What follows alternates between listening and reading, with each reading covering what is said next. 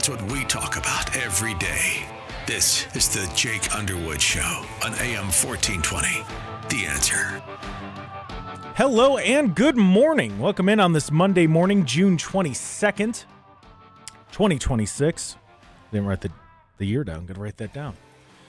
Welcome into the Jake Underwood Show. I am Jake Underwood. The man behind the glass is one Mr. Kenny Kidd. Good morning, Kenny. Hi. How's it going, Kenny? Good morning. Good morning. We got a lot to go over today. We got Max Miller, of course, and we're going to take that like mid break that we usually take. We're going to take it a little bit earlier so we can get Congressman Max Miller and get the most questions in, because I'm asking him today about the Iran deal. How's like the congressional oversight when it comes to that, things that are going on in the Foreign House Affairs Committee, all of it. I'm asking him a lot of stuff today. And then we're going to talk about obviously the latest on Iran. Not only get Congressman Max Miller's opinion on it, but just, the headlines, different things that are coming out. J.D. Vance is coming out and saying, what they're saying isn't exactly true, which I know is shocking considering how honest everybody seems to be when it comes to this. We're also going to catch up with Chris Long from Ohio Christian Alliance. They're talking about some possible tax exemptions on gas. Oh, that'd be pretty good, huh? That's going to happen at 10:35. Flock cameras in Cleveland. There's an update on it. We'll see what happens. It still is all kind of in limbo. But people are coming out, and the main thing with that is people are going, well, if it works, let us know. Let us see the data, which I think is completely fair. Ultimately, the way that you fix it is let police do their job, but we're not there yet. we're not there yet. Come on. As well as some other things that we're going to go over today, some local stuff. We didn't get to the IX Center story on Friday, so we will cover that today. And I've had some people over the weekend ask me, they said, hey, you said you're going to do like a breakdown on the Tulsi Gabbard stuff. When is that going to happen? We got today and tomorrow are pretty packed shows. It looks like right now Wednesday we're going to do a part one of that. And if you're wondering what I mean by part one, is she released it in 4 parts. We're going to go through that first group of documents that she released. And I'm going to point out some of the details and different things that are said there, so we all have an idea of what's going on. But as for today, it's going to be Iran. It's going to be Iran talk and just some different things going on with that. Oh, also Team Algae. Are you Team Algae? Dumb. I mean, it's so goofy. It really is. It's so funny and just so goofy what people are what they're willing to protest. Should I play a little bit of that clip just to tease it? Bring it. I mean, that's what we're told to do, so let's do that. Let's see here. This is Team Algae screaming at members of the National Guard for standing outside the mall there. $1.1 million for y'all to watch pun scum. Our money's really being spent well for y'all to watch pun scum. Pond scum. Oh. Yeah. Let's go, Algae. Let's go. Okay. Sad part is there's still another like 30 seconds to that, so we'll listen to that in its entirety later on. It just the stuff that people are willing to and meanwhile I'm assuming it's a woman. I don't know, and the reason why I say that is because she's dressed as a giant pink frog. All right. So yeah, giant pink frog. That's where we're at here. So we went from pink hats to pink inflatable frog costumes with giant banners that say Team Algae. But don't worry, they're sticking it to the man. If they were out there protesting like housing prices or, something like that, I think we'd all be like, oh, I hate that they're protesting out there because, we love Trump. But I get it. I understand it. No, algae. That's the top priority in a liberal's mind right now is algae. Help. I can't. I pray for him. Pray for him. It's the best thing I could say. Thoughts and prayers for them because they need it. If they're this upset, like, why are you going to? We'll talk about it. When we get back. We're going to talk to Congressman Max Miller. I'll ask him if he's Team Algae. I have a feeling he is not. That more when we return. This is the Jake Underwood Show.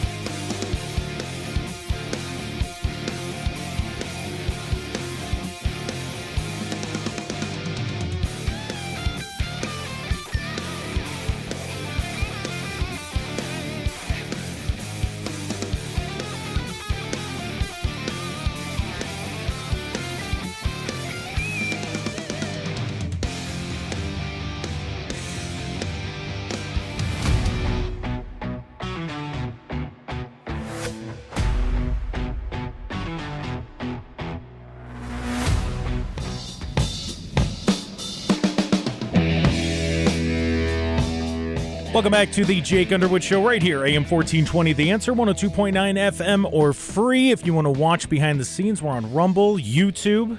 But YouTube, we get shut down immediately. It's very funny. I'm like in a back and forth battle with them every single day. And X. So if you want to see some of the behind the scenes, what we're doing here, you could see it. We got cameras in front of our faces. So joining us now on the Murcello's Hot Honey Pepperoni Hotline is Congressman Max Miller. Congressman, first, I want to say Happy Father's Day. Thanks, Jake. Really appreciate that. And yesterday was an awesome day. So for all the dads out there, I got to spend, all day with my daughter, going out doing certain things, went over to my parents' house, and it was just a great, relaxing day. So I hope, everyone had the same, but it's great to be on it. It's been a couple weeks, so it'll be good to catch up. A lot of not so much fun stuff to talk about. Am I right? Right, oh boy. Right. And I'm looking forward to it. First, I just want to make sure I ask you, we played the clip of the pink frog walking around. They are covered up, and it happened in Washington, D.C. Congressman, I just want to confirm that you are not the person in the pink frog costume screaming pond scum at National Guard members. Just want to make sure before the rumors start.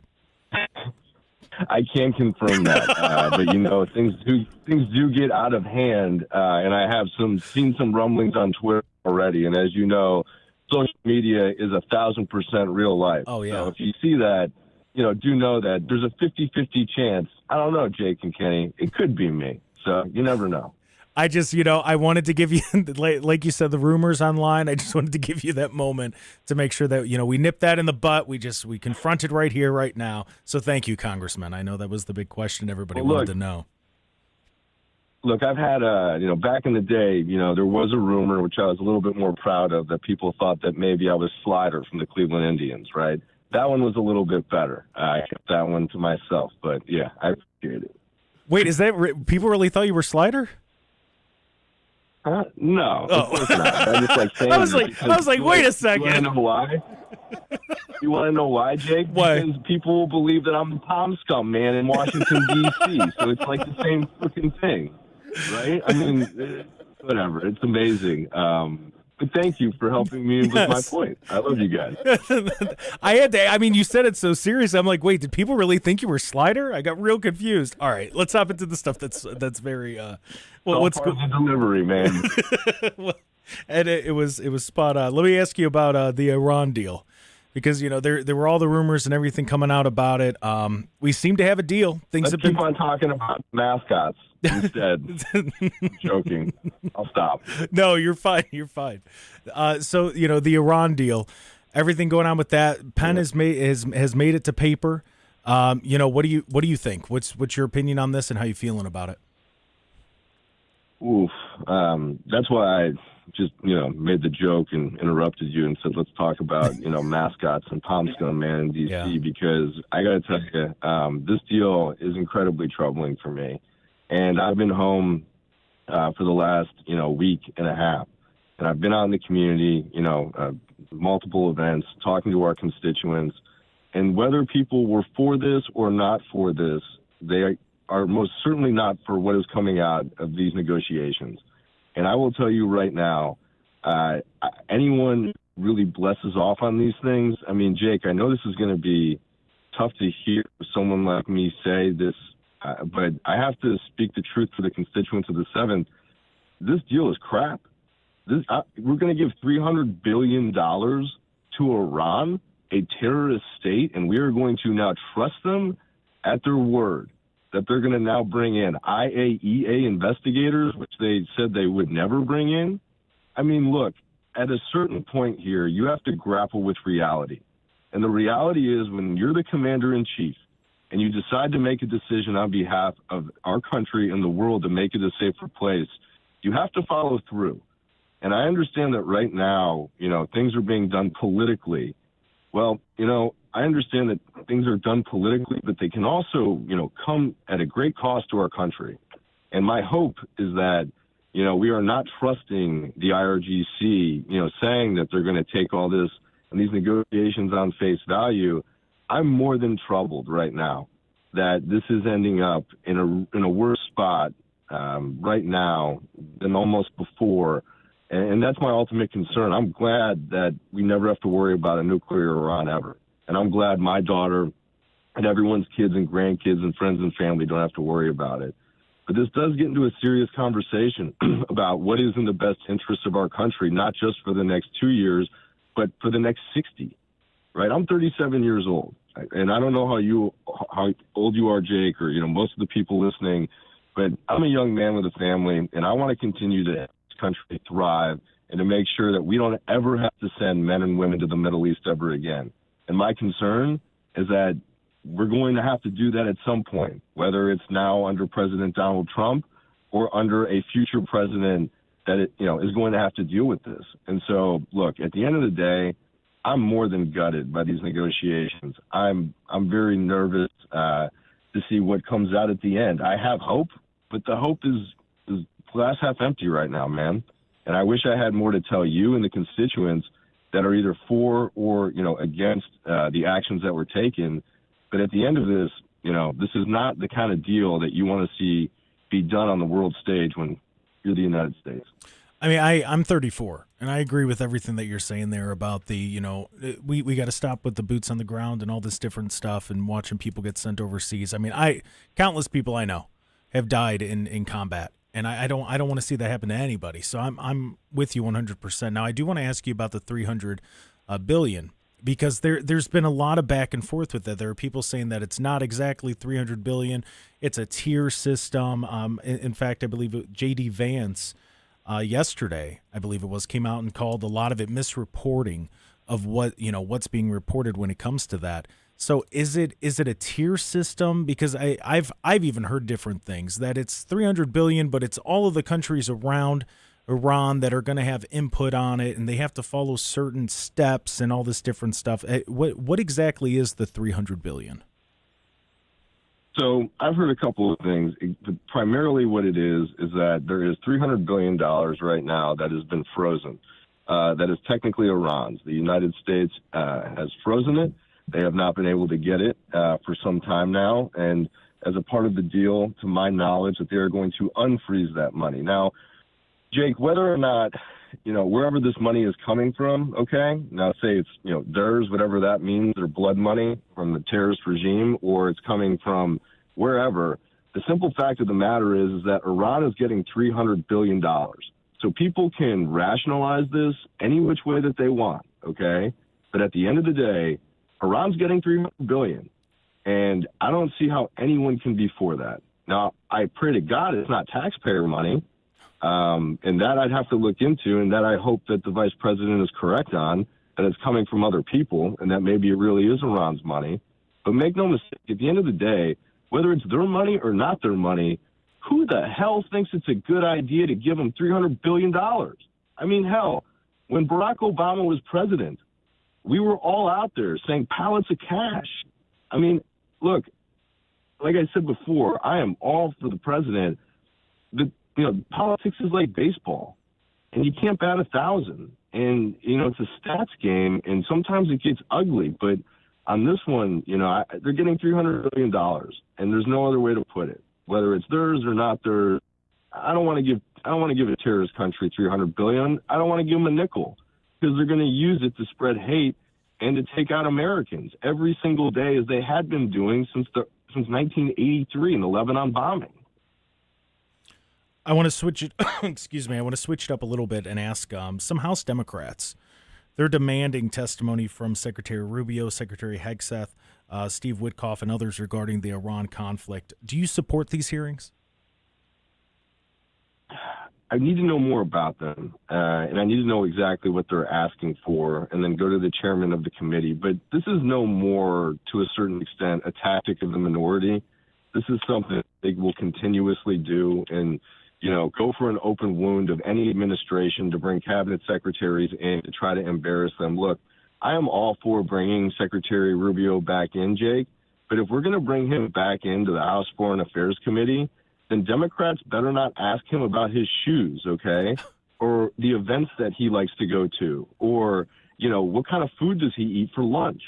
Now, these are the same Democrats who are, so upset that are asking you and me and everyone else in the country to bring in these cabinet secretaries, yet when they had Secretary Rubio in the Foreign Affairs hearing just a month ago, one of these clowns, okay, who's, I believe, running for Senate, but anyways, asked him about his shoes. Mm-hmm. Now, does that sound like a serious party who wants to get, demanding answers, or questions? No, it doesn't. They're a bunch of jokes, and if they actually cared, they would do more due diligence and try to find a solution to the problem instead of just throwing, crap at the wall and making it even uglier. They're not helpful. Yeah, see, the thing, and I'm all for hearings, but you bring up a great point. As long as we're actually finding things out, I think a lot of these, especially the Democrats right now, because as you said, they're going to try to grandstand. They got to get those 30-second clips for TikTok, so they could use that in a commercial. And they spend more time saying, reclaiming my time, as opposed to actually getting answers to things. They just want to sit there, grandstand, get their 30-second clip, scream about how they're not being heard, and then move on. And I don't know that it's really solving anything. So me personally, I'd rather have the secretaries doing their job than sitting there in front of members of Congress that are just trying to get clips, likes, clicks, and retweets out of these. I mean, I'm with you. I mean, I can tell you that when I got subpoenaed by the January 6th committee and I had to go through that entire thing, and it was a giant waste of time. Do you know how many members of Congress who were doing that, who were deposing me, that I did nothing wrong, had been completely absolved of everything? Okay, it was just doing my job, and that, do you know how many days and months they wasted and years, and what they could have been doing for their constituents? I mean, the same goes for these hearings. I mean, people, who are up there who want to get these fancy clips, like you said, that's all. They just want to go home and say, I told the secretary off, and that just makes people feel good, but it doesn't provide a solution to their problem. And that is the issue that we have with Democrats. It's feelings and emotions, right? They don't think with logic and reason, and that's why, even in a tough midterm, we're going to be okay, and so are most Republicans, I believe. And so we got a few minutes here. Before I let you go, I want to make sure I ask this. What are some hearings or some different briefings that we as Americans should be paying attention to this week, in your opinion? It's going to be a rocky start. So we come back Tuesday. We've got a good week ahead, but, we've been out for a week and a half back in the district, going to, at least I'll speak for myself, going to Metro Hospital, going to North Olmsted Community Park, and several other things that we've done. But for us, there's nothing really big on the docket that I see that lays ahead this week. My hope is that, we can get back to doing our regular jobs, which is taking care of our constituents and letting the administration try to tackle all the national issues that they can on foreign policy to kind of quell it down. But my focus right now is just, continuing to produce for the people of our district, continue to be visible, and continue to be open. But, right now, look, we're in rocky times. But I just want to be as transparent with everyone as possible, as we were earlier. And yeah, I mean, look, I wish I had more to tell you, and more on the docket. But, my big concern right now is how we can make, things better for the people in our district around the country, and continue to see those gas prices go down, continue to see cost of goods go down, and continue to be there for them. Congressman Max Miller, thank you for your time, and best of luck this week. Hopefully it goes quick for you, and you get a lot done. And thank you for confirming that you're not the pink frog. Well, 50-50. I will tell you, it is my daughter's favorite color. So, yeah. The if it makes her happy, party, I would do it. So. The next birthday party, you're going to have to rent a pink frog suit. Hey, Kenny, if you would have been here yesterday for Father's Day, you would have seen this. We dressed up as Belle, and then it was Daddy's time. But thank gosh, Daddy couldn't fit in anything, so I made it out alive. Congressman, thank you for your time. Have an incredible week. We'll catch up again next week. Then, of course, Congressman Max Miller joining us on the Marcello's Hot Honey Pepperoni Hotline. Talking about Iran. Man. You know what? I think he's where a lot of people are with the $300 billion, and I think that's why it's such a hot topic and a hot button issue right now when it comes to that. I think people are a little freaked out when it comes to that. He said what I'm hearing from people too. So like he's out there talking to people. We'll talk about that more when we return. This is the Jake Underwood Show.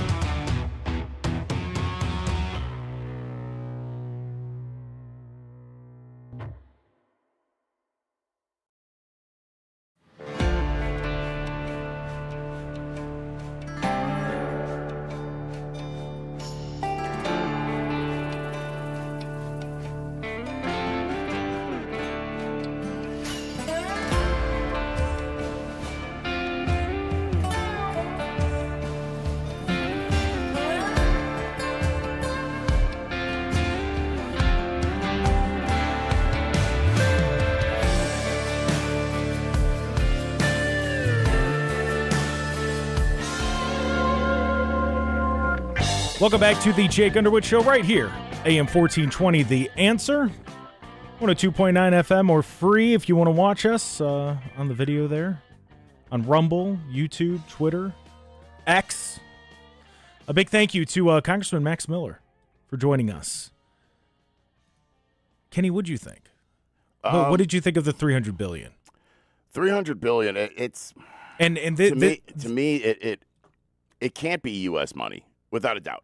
Correct. And it's not supposed to be. Right. Which is what a lot of the misinformation out there is saying, that it's going to be your tax money that we're giving them. We're not giving them anything. We're freeing up money that we froze. That's their money. Yeah. Provided they do this step, this step, this step, this step. Provided they behave. Mm-hmm.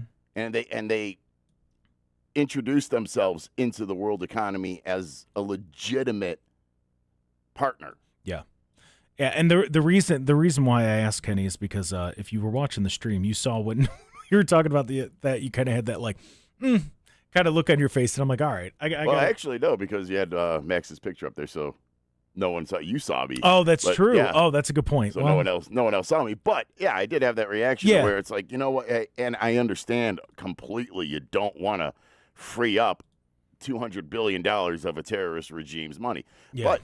And in all fairness, we are in a completely different place than we were 6 months ago, than we were at any other time with Iran. Yeah. They don't have a Navy. They don't have an Air Force. Their military's decimated. Their leadership's decimated. They don't have the money. They don't have the funds. They don't have anything really right now. They are pretty much desolate. You know, there is nothing. You know, we wiped out, I'd say 90% of the power that they had. Now, do they still have some power with the Strait of Hormuz? Of course they do. Right, and that's what they're holding on to now, and that's why you're hearing, well, it's closed, it's open, it's closed, it's open. Yes. No, it isn't. Maybe it's that back and forth. Real quick, we did have some text messages that came in. Somebody said, I think Trump is trying to get the price of gas down before the election with this Iran deal. Then someone else said after World War II, the U.S. gave Germany and Japan a ton of money to rebuild. However, the U.S. maintains a military presence there to assure that the Nazis did not regain control of the country. In Iraq, a military presence will always be needed to assure that the radical Muslims don't misbehave. I think he meant Iran in that text, but Iraq too.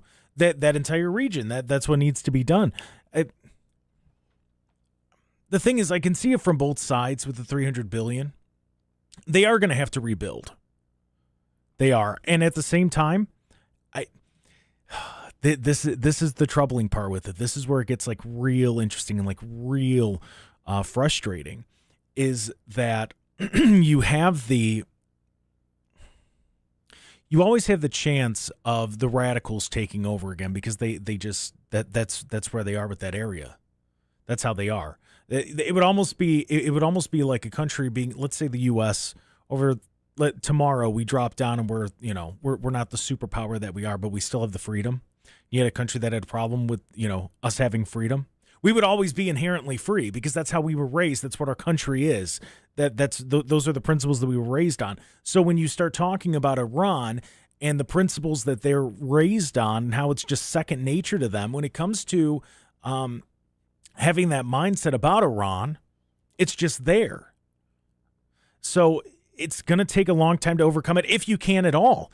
That's where the risk really comes in, where can they overcome it? Are they willing to work with other people? Because you have to remember that they believe that they are the most dominant country, and not only are they dominant, but they deserve it. Like it is the same way that we believe that freedom is our God-given right, and it is. They believe that their God-given right from their gods are to rule the entire region and eventually the world. Yeah, but that's what they believe now. They didn't always believe that. Right. It could change. Before the last 47 years, they were a prosperous, freedom-loving nation. Yeah. They were going in the right direction. Yeah. And they were going strong. And then these crazy Ayatollahs took over the mullahs or whatever, the Yeah. leadership now took over and wiped all that out. And that's to me, that's the biggest challenge. Like, yeah, the ceasefire and the deals and everything, yes, that's big. But for that region in general, you have to make sure you get the right people in charge. And that's, I think, part of the beauty of what we're doing over there is it's not just us. It's not just us in Israel. We've got other allies in the region that are helping. And that's key to long-term stability.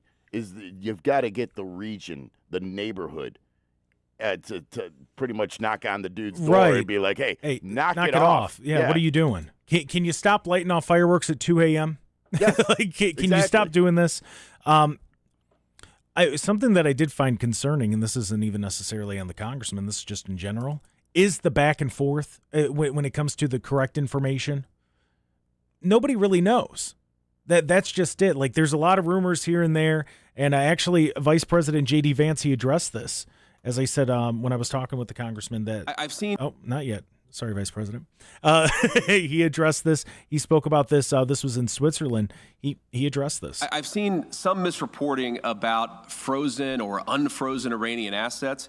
One of the other things that we wanted to do, and wasn't as high of a priority for us for obvious reasons, but we wanted to make sure that we set up a process where if we ever unfreeze Iranian assets, we can ensure that that money, that Iranian money, goes to help the people of Iran and not to fund terrorism. So Jared Kushner actually came up with a very interesting solution with the Qataris, where basically, again, if there is any frozen Iranian assets that are unfrozen, then we have approval over that process. The Qataris have approval over that process, and then the money would actually go to buy American soy, American corn, and American wheat for the benefit of the Iranian people. And as much as I see some of the press misreporting on this, and of course, buttressed by what the Iranians are saying, or not all Iranians, I want to be clear, there are a lot of Iranians who are telling the truth about what happened yesterday, but you see some social media reporting that gets this wrong.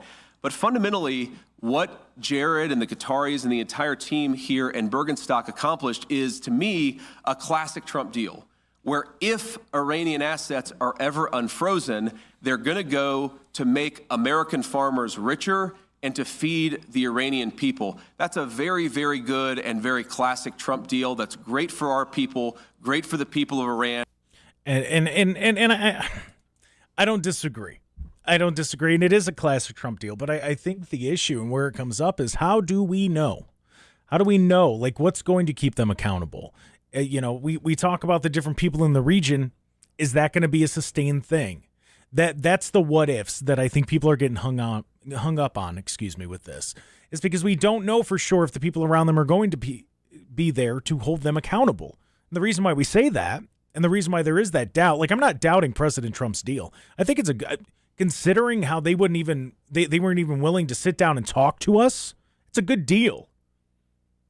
He did very well there. But the problem is, are the people around them, when the going gets like really tough, and maybe the United States can't be there to completely, double check everything, are they going to be able to uphold it? That's the question. I think that's the issue that a lot of people have with it, and that's where the worry starts to come in, of them going, what are we doing here?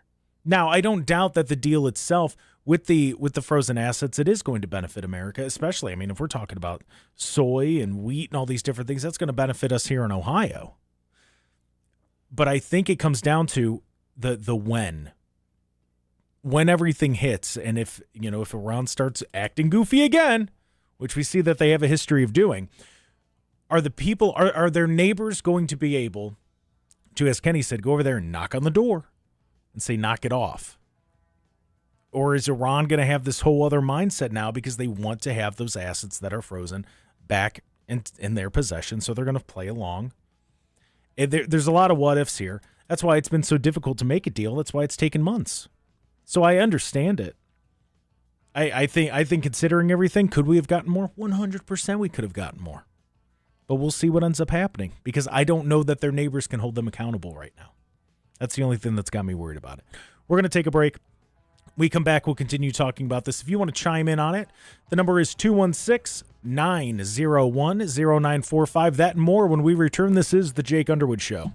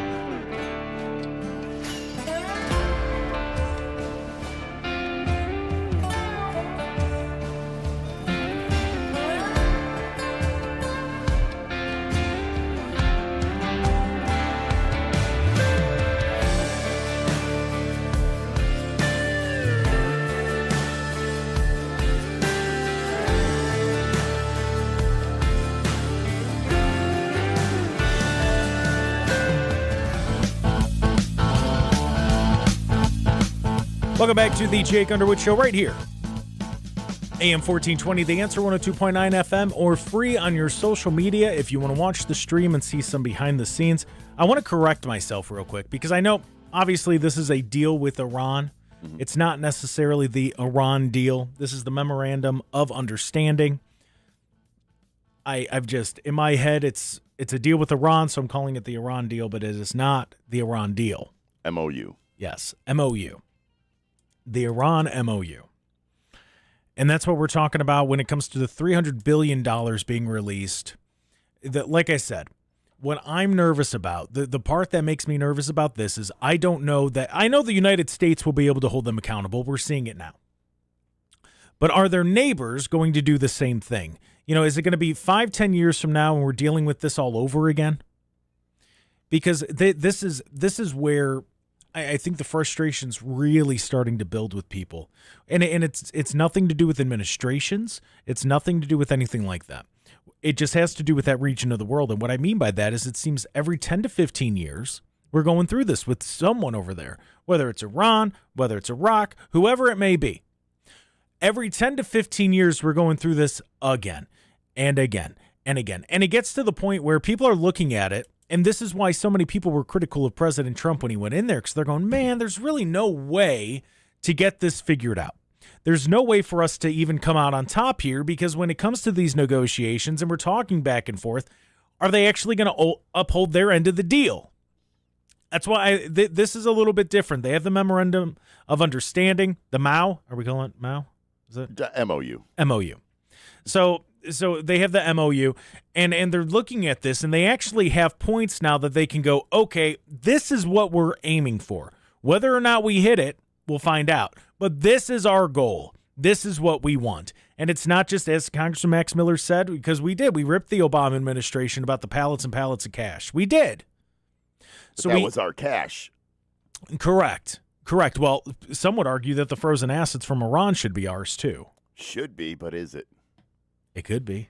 It could be. It could be. See what I mean? But again, if you're not trying to portray yourself as the bad guy, don't do bad guy things. So stealing money is not necessarily going to help our cause. Just saying. Well, I don't know that it's stealing as much as it's getting what's ours. You can try to justify it as much as you want, but essentially, you're right. No, that's stealing money. You are right. But that to me is the big issue here. Is this going to be something that is going to last more than 10 to 15 years? Is this something that's actually concrete that we're able to build off of? And look, I don't know that there will ever be peace over there. Not in I don't know that it will happen in my lifetime. I don't know. Because whenever you start to see things slow down, things get ramped right back up. Because everyone in that region believes that they should control that region. That's ultimately what the problem is here. They can't be good neighbors. It'd be like if your neighbor came over and said, hey, your house is mine now. And you're like, no, it's not. I've lived here for 20 years. No, it's mine.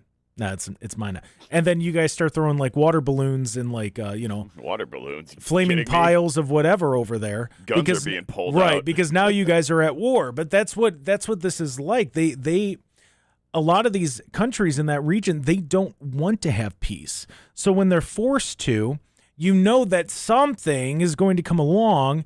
Whether it's, blocking a strait or a ship going into a wrong area, that it's just going to make that the tempers they're going to go off the charts and they're going to lose their minds. That's ultimately the problem with this entire region, is that I don't know that Iran is going to listen to their neighbor. I think they'll listen to us, especially if we end up signing something. The MOU, if it stays in place, they come to, of the agreed on points, there's 14 of them, if they get 13 of them, I think we're good to go. I think we're going to be fine. But is Iran going to listen to the people in that region? And I don't know. And I don't know that anybody does. We have our opinions. We could say, of course they are, because it's we could say all of that, and that's fine. We go into it with optimism, but I don't know that they will, because we haven't seen it yet. Now, this is why I said we have to make sure that the leadership that's put in place there is good. And it's somebody who's willing to not only work with us, but work with the people in that region, but still stand up for Iran. Two things could be true at the same time. You can say that, whoever the leader of Iran is going to be is going to stand strong for Iran, but they can also work with the people in that region. That's what needs to be done. That's what needs to happen here. Now, I trust J.D. Vance, Vice President J.D. Vance. We heard the clip from. I trust him that he's going to be able to negotiate and do a good job. I also trust President Trump that he's going to be able to negotiate and do a good job. JD's very level-headed, at least to what we see publicly. Very level-headed. He's not going to go into it, freaking out or anything like that, or, he's going to try to have it as fair as possible. But I understand the frustration when it comes to the $300 billion and just stopping missiles for a little bit over there. I think that's ultimately what a lot of people want. They want not only a break from hearing about it, which I know sounds crazy, but they also want a break for the people in that region. They want that break for them. And you know what? That's completely fair. Who wouldn't want that for people? I don't want to see anybody get bombed. I don't want to see any more wars. I want us to focus on us here. So there's a lot of stuff that we need to do. There's a lot of stuff that we need to focus on here. Now, with that said, we saw it being focused on. And we see it a little bit now when we're talking about the gas prices and different things going down. So it was happening, and then Iran became the focal point, and everybody lost their mind. Iran and algae, those are the two things that people want to focus on right now. Iran and algae. When there's all these other things. And I know that behind the scenes, I don't even want to say behind the scenes, it's just not grabbing the headlines right now. The Trump administration's doing some good things. But this is what's grabbing the headlines. This is what's making people nervous. This is what's getting them, kind of lose their minds a little bit. So I just want to make sure that, it's a good deal. I believe it is, for the most part, considering they didn't even want to talk to us. Now, could you always get a better deal? Yes. But what the part that to me is going to make or break this deal, and like I said, we won't know for years, but it's if the people in that region can hold them accountable. And I guess if Iran wants that money, they're just going to have to do it. It's really that simple. Hey, Iran, you want the money in frozen assets? Follow the rules. You don't follow the rules, you don't get the money. But then do we see another uprising? And then at that point, do the people in the region, do they hold them accountable? I don't know. It's a big risk. It's a very big risk. But we'll see how it works. It's something that it's kind of been done before, but not with this area. Not like this. Definitely not as drastic to Iran. Yeah. I mean, we've completely wiped out most of their power. Mm-hmm. Like they can't just flex power in the region like they used to. Right. And that's really important to this too. It's huge. Yeah. I think that's the part, and I'll say I'm guilty of it too. That's a part that I that doesn't click in my head, because when I think Iran, I think Iran. No. But it's not necessarily like that anymore that we know of. Oh, of course. We don't know the behind the scenes stuff, obviously, but I can only go with what is front facing right now. I hope that because they have been knocked down a peg or two, maybe they're not as cocky, because but then again, they're going around saying that they won. That's why a deal was made. It's hard to tell. We have to take a break. This is the Jake Underwood Show. When we get back, Jim, I see you on hold. We'll get to you and we'll talk about this some more right here on the Jake Underwood Show.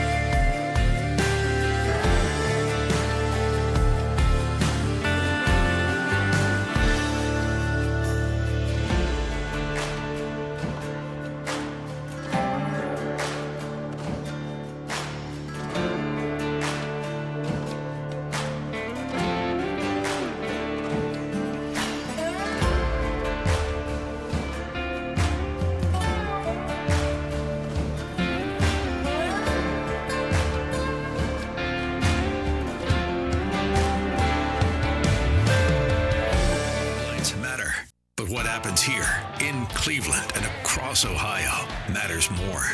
That's what we talk about every day. This is the Jake Underwood Show on AM 1420. The Answer. Welcome back to hour number 2 of the Jake Underwood Show on this Monday, June 22nd, in the beautiful year that is 2026, in the greatest Cleveland area. I am Jake Underwood. The man behind the glass is one Mr. Kenny Kidd. Good morning, Kenny. Hey, good morning. How's it going, Kenny? Good. Very good. If you missed it earlier in the show, we had Congressman Max Miller. I would recommend going back and listening to that once it's posted, WHKradio.com, or, of course, follow the Jake Underwood Show on Facebook, and we post the podcast there. Good interview.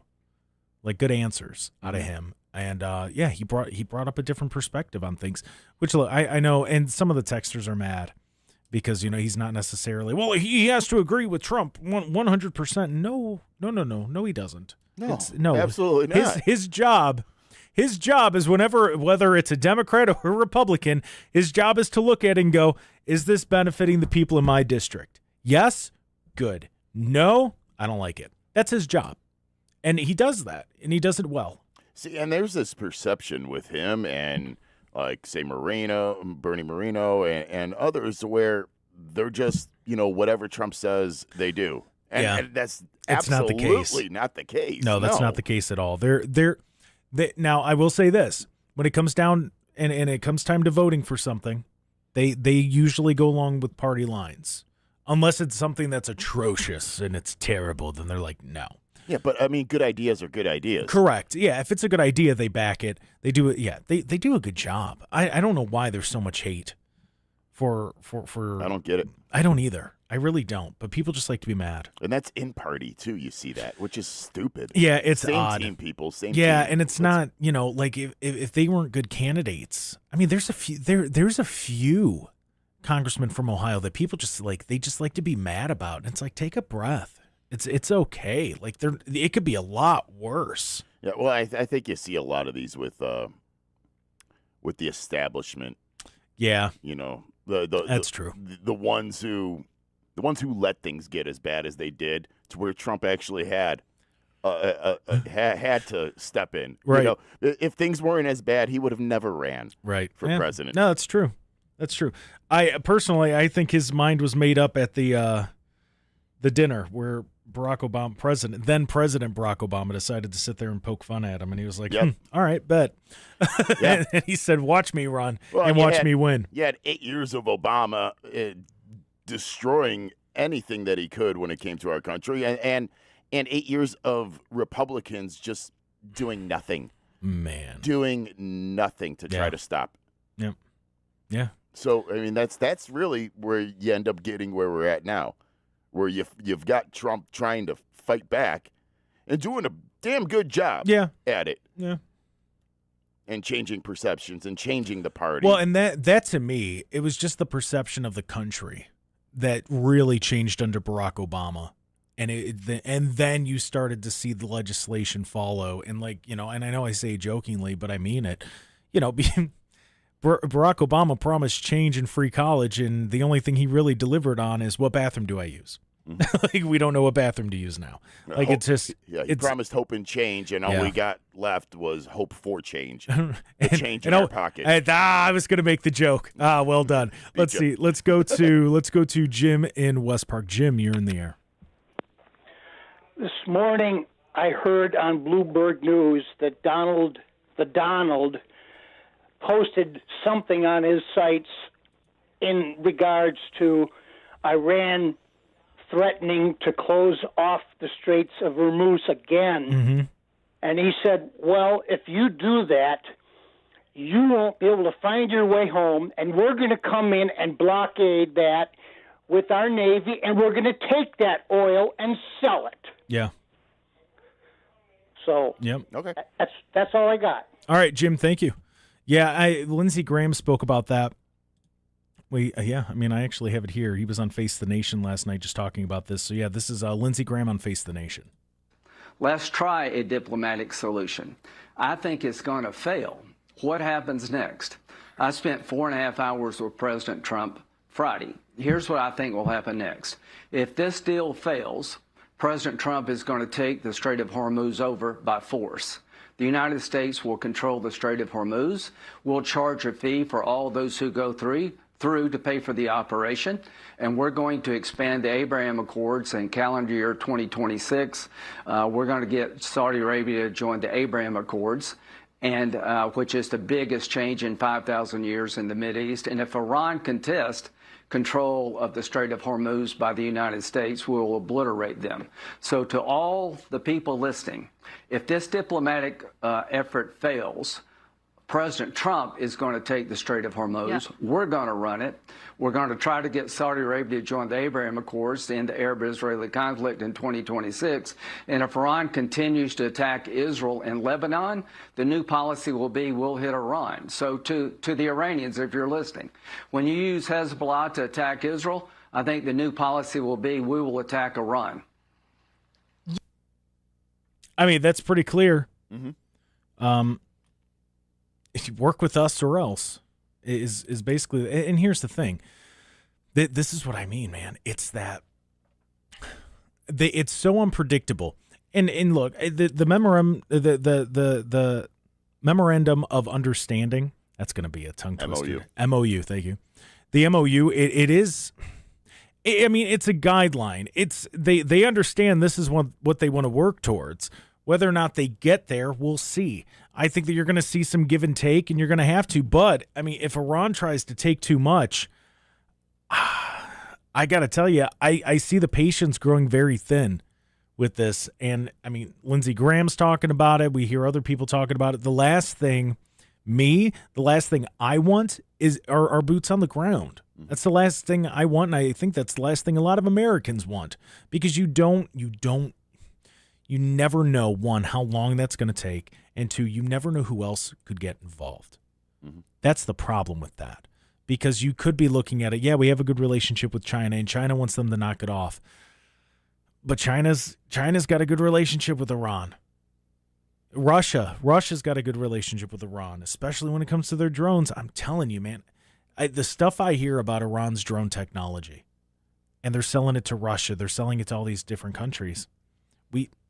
It would just take one move, and it could get really bad really quick. And I think that's why we're going at this as cautiously as we are. Somebody texted in and said, why the hell hasn't the U.S. already taken control of the Strait of Hormuz? Well, I think that's because they're trying to do it diplomatically.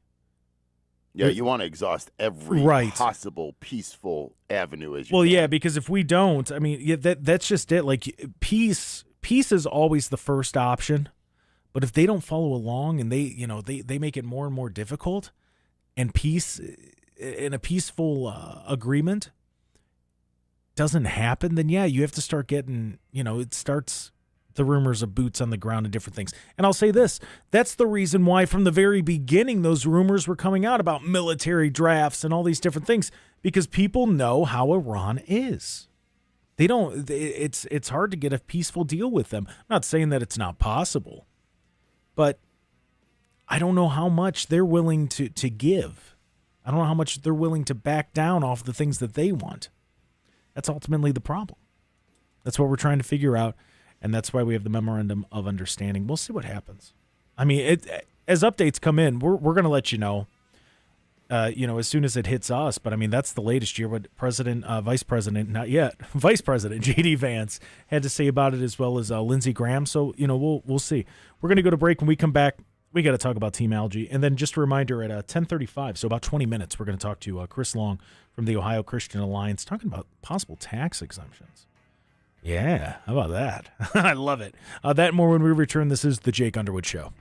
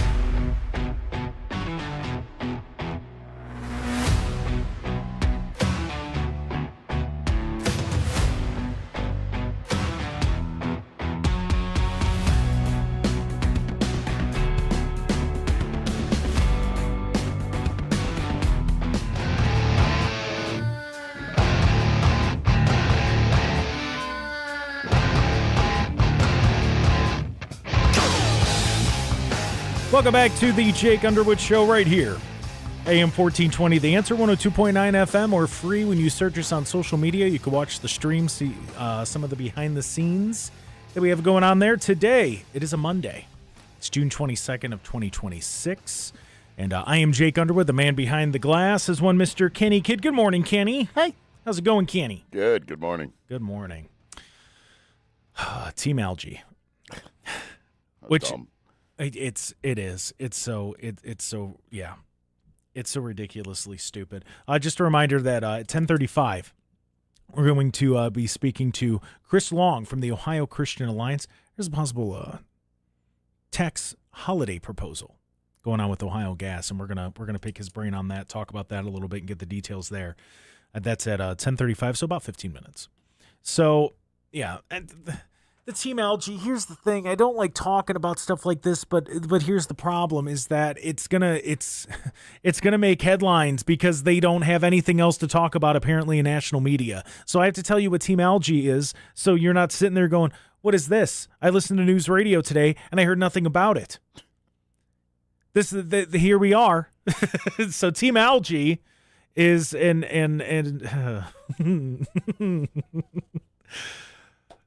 So Team Algae is an activist group that's upset that there's algae in the reflecting pool after they're in the mall in D.C. after the renovations were made. Now, for those who don't know, algae can form in sitting water, and the bacteria that makes algae, usually it happens in sitting water. Here's the thing. There's a lot going on with this. Because of the chemicals that they use to get rid of the algae, some of the lining that was put down is starting to peel. So right there, people are freaking out. Oh, $14 million. You know, they're losing their minds. Here's the thing. It's already come out that it's going to be covered under the warranty. So they're actually going to fix it. They're going to go in there. They're going to fix it. My understanding, based on what I've read, and this was on, I want to say I read on Fox News, and I think Wall Street Journal also had it. The reason why the lining, the paint that they put down, started to peel is because the chemicals that they put in to kill the algae was too concentrated. It was too strong. It started peeling the lining up. Okay. It happens. It'll get fixed. Right. And it'll get fixed, and it won't cost us anything additional. Okay. Now, people, you're going to have the people that are freaking out, like the pink frog. I apologize. You can't really understand the woman as she's screaming. Let me get it pulled up here. I was going to play it right off of Twitter, but they start cussing, so I don't want to do that. Yeah, you can't do that. That would be bad. So that's the problem with these political activists. See, you start swearing, and all of a sudden you're destroying your reach because a lot of people can't play it. Well, and that's just it. And also on top of it, like I said at the beginning of the show when we started talking about this, and I had to cut myself off. If you were arguing for something that would actually make sense and being mad about. If you were going housing should be easier, prices should be lower. I don't know that anybody's going to look at you and be like, "That's ridiculous. What are you, stupid?" No, nobody's going to have that take. Absolutely no one. But you want to scream about algae in a reflecting pool that nobody cared about? That during previous administrations it was filled with algae then too? What? Because this administration brought it to your attention, now you want to be mad about it? What are we doing? Of all the things to be upset and passionate about, this is the one that you just want to, you want to go crazy about. The only reason I'm playing this clip is because there's people from the National Guard has been deployed there because people are going there and they're dumping chemicals into the algae-filled water. They're vandalizing it. So the National Guard is there to be like, all right, we're going to make sure nobody does anything. Now, I want to remind people that the National Guard does not get to choose where they get to go and stand. They don't wake up in the morning, head over to, where they need to go to check in, and they go, "All right, Billy, where you want to stand at today, Mr. National Guard?" No, they're giving orders. They're giving orders to go there. So you could be mad that they're there. Don't be mad at them like it was their choice to be there. What are you doing? All right, here it is. This is the clip of the pink frog walking around with their pink algae banner. $1.1 million for y'all to watch pond scum. Our money's really being spent well for y'all to watch pond scum. Pond scum. Let's go, Algae. Let's go. So the National Guard could come and watch pond scum. So, hey, here's the thing. There's, and I don't want to be that guy, but I'm going to be that guy. if you're going to protest, make sure you could speak clearly enough through the frog costume so we can understand what you're saying. Like, so if they're Team Algae, are they supporting the algae? Do they like the pond scum? Is that why she's dressed as a frog, because she enjoys it? The messaging is way off, and it doesn't make any sense. So, but yeah, she's yelling. When you heard the random cutout there, that's because she dropped the F-bomb. She said freaking National Guard. And then towards the end, she's like, oh, yeah, you want to arrest me? Do you? Do you want to arrest me? Like, just stupid stuff. Here it is. You're trying to find something to arrest me for, right? Yeah. Yeah. Huh? Right? You're going to try to find something to arrest me for. The National Guard didn't even move. So if you see the clip on social media, she's standing there, and, they got the camera right behind, like, ooh, let's go agitate them. Let's go see what we could get them mad about. Just, stupid stuff, because they want this attention. They get none at home. Like somebody, I don't know. Go home. Go clean your bed sheets. I'm assuming that they haven't been cleaned in a while. Like, there's plenty of other things to do in life. But she's sitting there. She purposely wants to agitate the National Guard. So then they could even turn around and go, can you knock it off, move along, please? And then they'll go, oh, that's my right to be here. And nobody's saying that you can't be here. So the National Guard, they just got to stand there. They just got to kind of take it. They react. They got cameras in their faces. So, good on them for keeping their composure and just being like, okay, whatever, lady. Whatever, frog. Like, that's what they want to do. They just want to agitate. They want to get people mad so they can try to get a reaction. So then, they could turn around and sue and maybe make some money, or, get their like, clicks and retweets. And then, the pink frog will be will be their Joe the plumber, because that's all they want. I'm going to play it one more time for you so you could hear where she's trying to agitate the National Guard. You're trying to find something to arrest me for, right? Yeah. I believe what she said there is, and now you're going to try to find something to arrest me for? Yeah. Right? You're going to try to find something to arrest me for. And now they're going to try to find something to arrest me for. Just, goofiness. They just want to sit there. They want to antagonize. This is what they do. This is how they get their likes, clicks, and their retweets, and they get trending and all these things. And to be fair, it works. We're talking about it right now. But that's because I need you guys to know what's going on and just how, like, deranged some of these people are. And like I said, first of all, if you're going to protest, get a costume that you can clearly hear what you're saying out of it. And it's not her accent. It's the fact that it's muffled and it sounds like she's using a microphone from, like, 1920. I think it's both. Like, what are we doing? It's all of the above. Yeah. There's no clear message, and the message she's trying to get out there is not clear at all. You can't barely understand what she's saying. Right. It's just a nuisance. It's an annoyance. Somebody texted in and said that frog lady needs to be deported back to whatever country she came from. Send her back across the pond. Whatever pond. Ribbit. Yeah, just, it's this goofiness. It's this grandstanding and like I said, if it was something that, like, is affecting everyone, if people were out there and they were mad, like I said, about even gas prices, even though they're coming back down, I could look at that and I go, I get it. Mm-hmm. I understand that. You're going to be mad about pond scum. Like, what are you doing? It's so goofy. To be vandalizing it too, pouring chemicals in it, trying to. That's the part I don't like either. What are you doing? This is why we can't have nice things. Yeah, it's just odd. Try to clean things up, and then some people just they want filth. Well, it's not even that they want filth. They're mad at who did it. I don't care who did it. It's the same thing that the Biden administration did with the border wall, where they're sitting there and they're like, well, yeah, we got to fix the border. We got to fix it. And then, they're mad. So they don't want to use President Trump's stuff. No. So now we have to actually sell what they did for pennies on the dollar and then turn around and buy something that's less effective. It's just this weird. It makes no sense. But this is the standard that they have now put into place. So we're going to be sitting here and we're going to see this stuff happen. Like I said, I apologize. To be honest, I really didn't want to cover it. But like I said, these idiots are going to be out here and they're going to be promoting it. You're going to see it and go, what is this? So I got to let you guys know what's going on. We're going to go to break. When we come back, we're going to catch up with Chris Long talking about a tax holiday, potentially for gas. We'll tell you the details on that when we return. This is the Jake Underwood Show.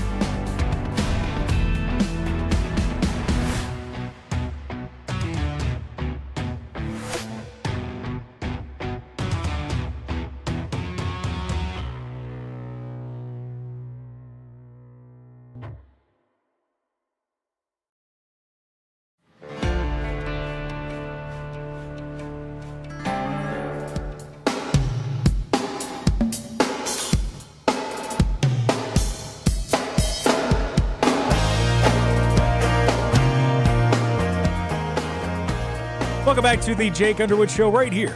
AM 1420, The Answer, 102.9 FM, or free on social media if you want to watch the stream, see some of the behind-the-scenes stuff. Sometimes we even have an after show exclusively on Rumble. Just search the Jake Underwood Show on Rumble, and you'll see it there. We've talked about gas prices a lot because it's something that, it affects us each and every day. I filled up this morning. It was like $50 to fill up, which isn't as bad as it was. But if we could see more relief at the pump, of course we want to do it. And joining us now is Chris Long with the Ohio Christian Alliance. He's a part of a growing coalition urging Ohio lawmakers to give us taxpayers a little bit of a break, and he's joining us on the Marcello's Hot Honey Pepperoni Hotline. Welcome to the show for the first time, Mr. Chris Long. Sir, how are you? Thank you, Jake. Good to be on with you this morning, and thank you for allowing us to talk about this important subject. So, this is the summer session of the Ohio General Assembly. They wrapped things up about 10 days ago. But they're not done because they need to come back and they need to suspend Ohio's gas tax, which is 38.5 cents a gallon. Now, let's look at this in perspective. Before the war with Iran began back in February, the gas price was $2.55. I'm looking at it right here. I took a picture of it myself before the war began.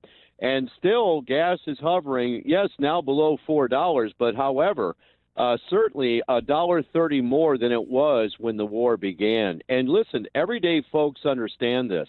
Now, listen, this is our money that they can actually suspend for 5 months. This is what we're calling for. There is $1.2 billion in excess tax collected by the state of Ohio. That's your money, my money, not their money. And they need to give it back to Ohioans at the pump with a suspension of the 38.5 cents gas tax. Now, understand something. Everybody's calling for this. President Trump is calling for this. Senator Marino has been calling for this.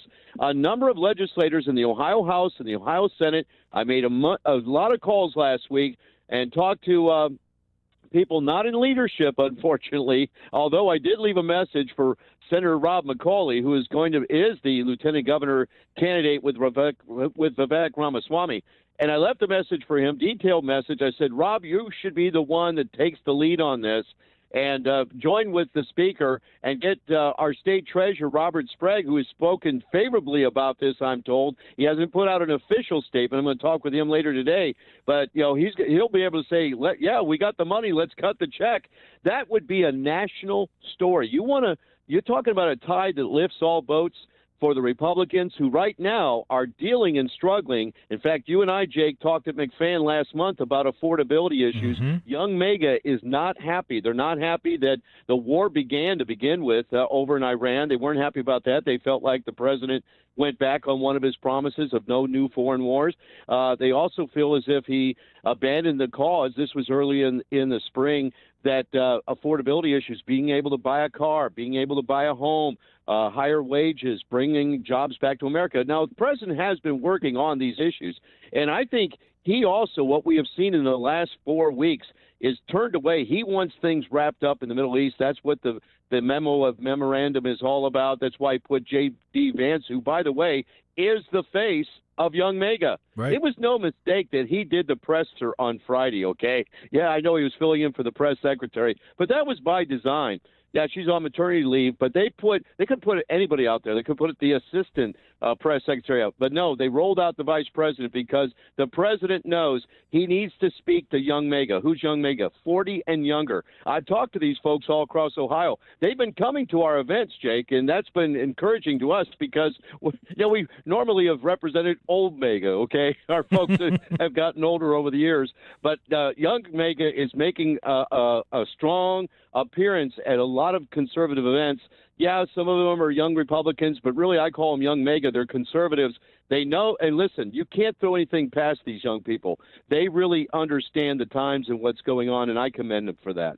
Yeah, and because we talked about the affordability, and as a young conservative, young MAGA, I appreciate the shout out because we get ignored a lot. So I appreciate it. And especially, when you do take the time to talk to us and just kind of pick our brains on things and see where we're coming from. Like I said, I know I appreciate it, and I know the other people do too, but I want to talk about just how much money a 5-6 month suspension, how much money could that save average Ohioans?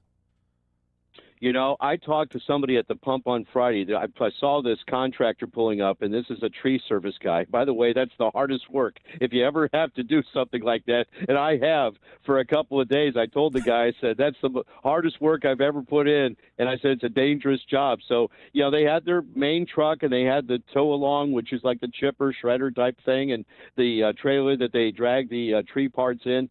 And so I said, so tell me, would 38.5 cents a gallon save you guys? I said, absolutely. And I said, so if I may ask, how much gas you guys use a week? He said, now because we travel, but all of our equipment and in the truck, $1,000 a week is what we're putting in our vehicles.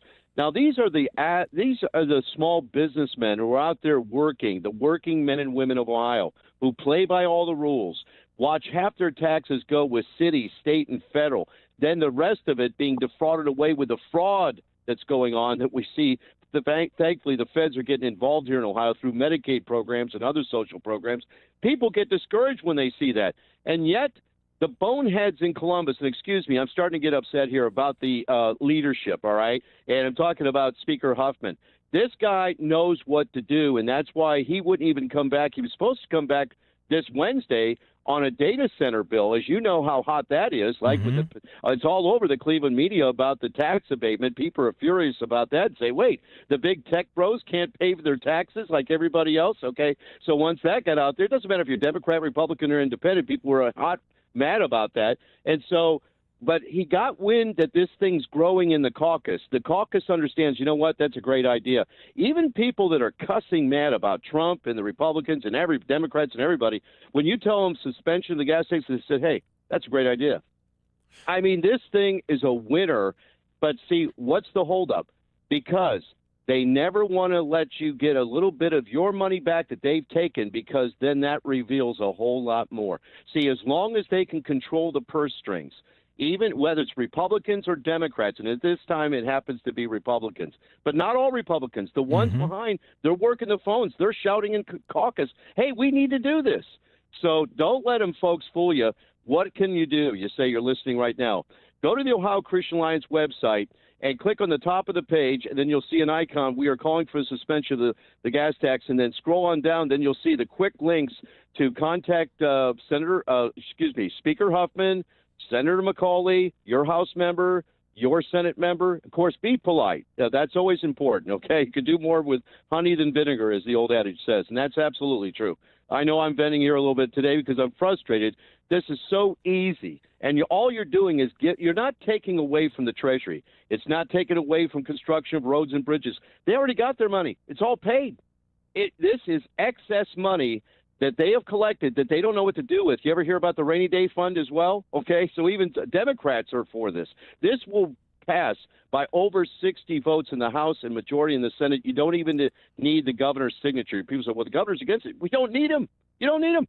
There's enough members in the House and Senate to get this done, and we're calling for it before the July 4th holiday. And listen, they can come back there in a minute's notice, folks. Don't let them fool you. They can come back in a minute's notice when they want to, and they can hold a special session, get this done. And if they did, it would make a national story. Well, and it just makes sense. You know, when people are sitting here and they're talking about how hard times are right now, and that, you know, people can't afford bills. We hear it each and every day and it's not Republican or Democrat, it's all of the above that are struggling with this. And if you could save, I mean, on a 15-gallon fill-up, you're saving close to $6 per tank. On a 20-gallon fill-up, you're saving close to $8. That adds up over time. And it might sound crazy, but, it's the government actually working for the people then at that point and giving them some savings. Well, that's right. And it would be until the $1.2 billion was spent at the pump. I've had Republicans tell me the following. They said, Chris, this would be a great economic stimulator for Ohio. People from surrounding states would come in for the cheaper gas, and while they're here, they'll spend money in our restaurants, our parks, and entertainment. They'll might think about, you know what, let's take that trip to Ohio. Let's go to Cedar Point. Let's go see some of those activities. Let's go to that event at the Ohio Stadium or the fairgrounds. They'll come to Ohio while they're here. They will spend more money. This thing, what does Republicans always say? If you cut taxes, it will actually stimulate the economy. This is a no-brainer. If they don't do it, pox upon their house. I got to tell you, because the midterms are not looking good. This isn't like a partisan issue, but if you're a Republican right now, you're really wanting this because you need something to put in your column that's favorable.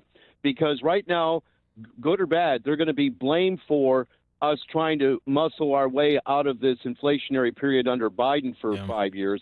And then we're coming, Trump's doing all that he can. The president is literally working day and night on these issues. This guy works he's an 80-year-old. He gets 4 hours of sleep at night. How does he do that?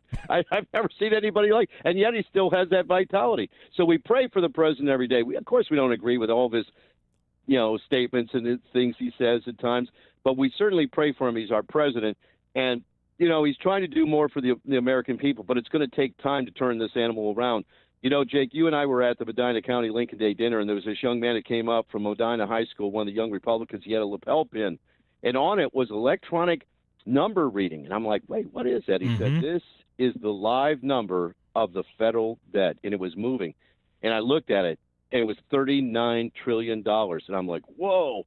He said, that's right. This is a bipartisan problem. It was $34 trillion when President Trump took office. Yeah, the national debt for the people 40 and under, that's one of the major issues. We just, we know eventually it's going to have to be paid. That's the main thing. Chris, one more time before I let you go, can you give us the website so people could find the information and urge their lawmakers to go ahead and get this done? Absolutely. Just search Ohio Christian Alliance. That's our main page, or ohioca.org. Click on the top icon, and here's the 4 points real quick. It puts real money immediately in people's pockets. It will stimulate the entire Ohio economy. It's a great way to celebrate our 250th birthday as a nation, and it will drive commerce to Ohio as people traveling here will, cheap gas, will spend money at the restaurants, parks, and entertainment. Folks, this is a win-win for everybody. And then you could also just call your representative, message them. There's a contact when you go to your representative, just contact them and put a little message in. Please suspend the gas tax of 38.5 cents. Chris Long from the Ohio Christian Alliance, thank you for your time today. Thank you, Jake. God bless you, my friend. God bless you as well. That, of course, Chris Long from the Ohio Christian Alliance. I mean, who isn't for this? I mean, really, and, Chris brought it up, and it's a great point. It's nonpartisan. It's not left or right. It's not Republican or Democrat. It's just correct. Give people a break, and if you want to make it a partisan thing, man, it makes a lot of sense to do this right before the midterms, get that break at the pump. It makes a lot of sense. It'd be very smart to do it. We're going to take a break. When we come back, we'll talk about this a bit more. This is the Jake Underwood Show.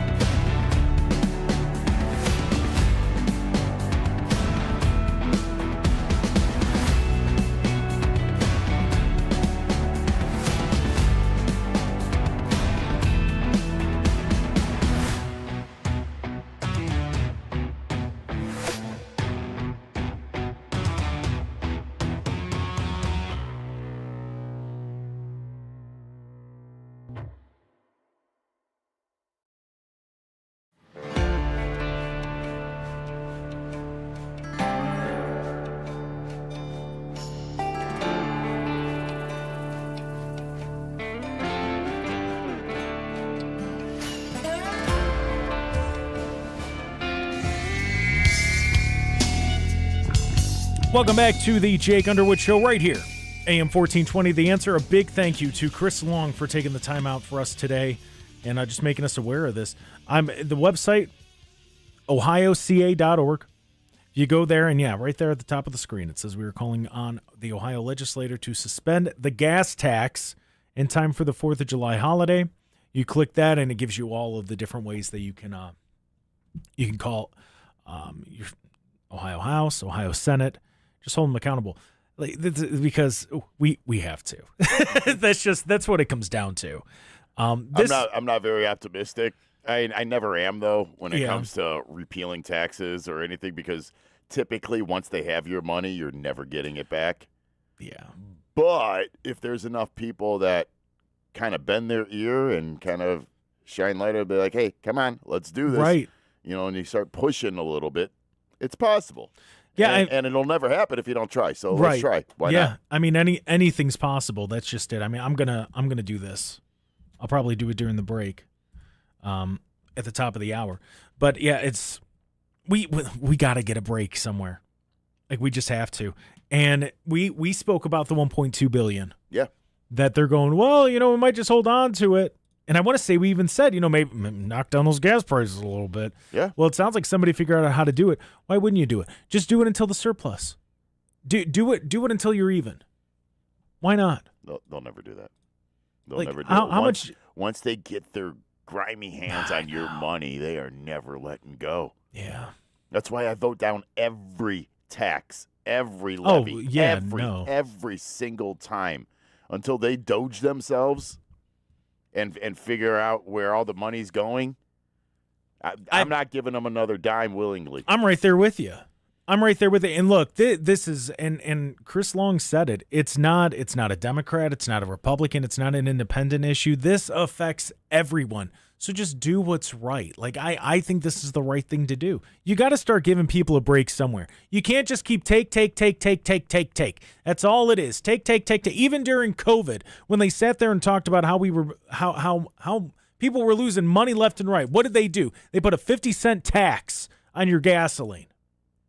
So at the very, want you leaving your house, right? So at the very least, the least they could do is give us basically the 39-cent break for 6 months. That's what they can do. And he brought up great points. This is going to get people to. They're not going to just come to Ohio to be like, oh, I'm going to pay less for gas. But there's a possibility if somebody living in Indiana and they're like, I don't know, I got a weekend. What are we doing? Oh, well, let's go to Cleveland. Let's go to Cleveland. Let's see the Rock Hall. Let's go to the Science Center. Let's go to the national park that's right here in our backyard, Cuyahoga Valley National Park. Like, it does open up those possibilities, and you might think that's crazy. I've done that before. Where you got a weekend, you're like, let's go see the sand dunes in Indiana. And if the tax is cheap in that at your potential destination, the gas is cheaper. You're more likely to say, hey, you know what? Yeah, let's do it there. Let's go there this time. Or we got a Buc-ee's in the state now. A lot of people like Buc-ee's. They might decide, well, let's go to Buc-ee's. Why not? There are a lot of possibilities, and there's a lot of. I know that we don't necessarily think there's a lot of stuff in Ohio for people to do, because we like to just go, Ohio. But there's a lot of stuff for people to do in the state of Ohio, and this opens up the possibility that people decide, hey, you know what? I got 3 days off. We got a long weekend. Let's go.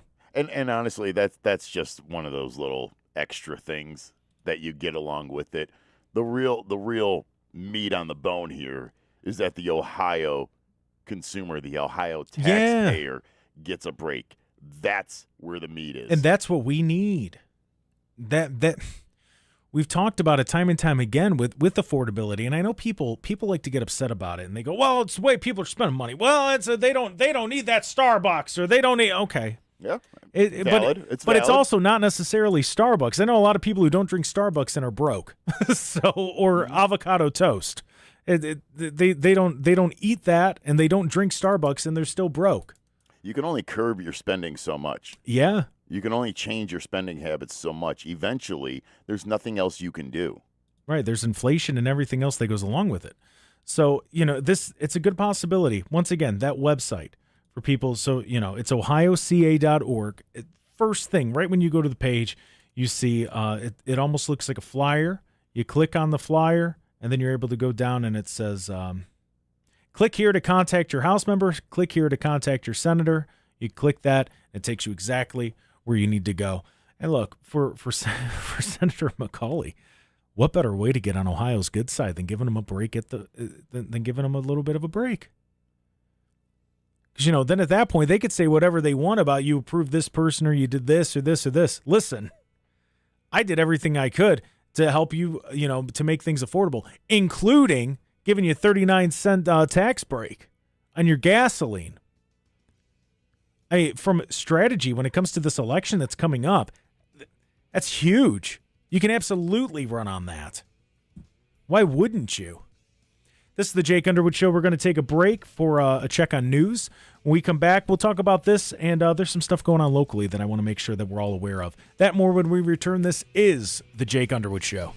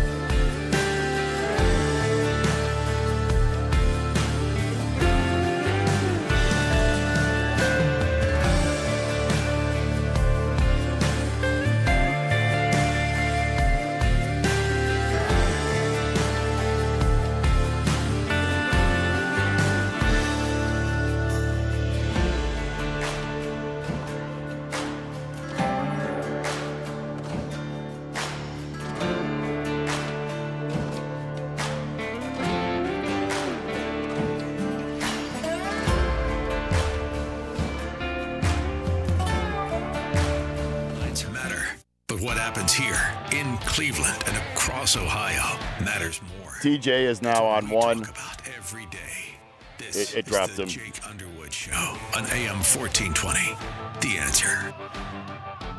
Welcome back to the final hour of this Monday edition of the Jake Underwood Show right here. AM 1420, The Answer. I am Jake Underwood. The man behind the glass is one Mr. Kenny Kidd. Good morning, Kenny. Hi, good morning. How's it going, Kenny? Great. Happy Monday. Yes. Monday, June 22nd, 2026. And yeah, we're going to start focusing on some local stuff here because it's not necessarily big updates, I should say. Yeah, we're getting some updates, especially about the Cleveland flock cameras. Some updates are coming in. They got until the 29th to figure out and to take a vote and to figure out what's going on. So that's next Monday is when the contract expires. It would cost Cleveland an additional $250,000 to basically re-up it. But there are some circumstances that Mike Polensek is really outspoken about this. And I know people, it's weird with Mike Polensek. Some people love him, others hate him. I like the guy. I've had nothing but good experiences with Councilman Polensek. So I'm just throwing that out there. But he's speaking out on it a little bit, so we're going to go through that and what he's saying. But first, we do have some phone calls. So let's see here. Let's go to, you said TJ's line 1 now? Yes. Okay. So let's go to TJ. He's been on hold for a bit. TJ, you're in the air. Yeah, hi, Jake. I just would like to take a moment to honor them 8 airmen that were killed in that B-52 training crash last week.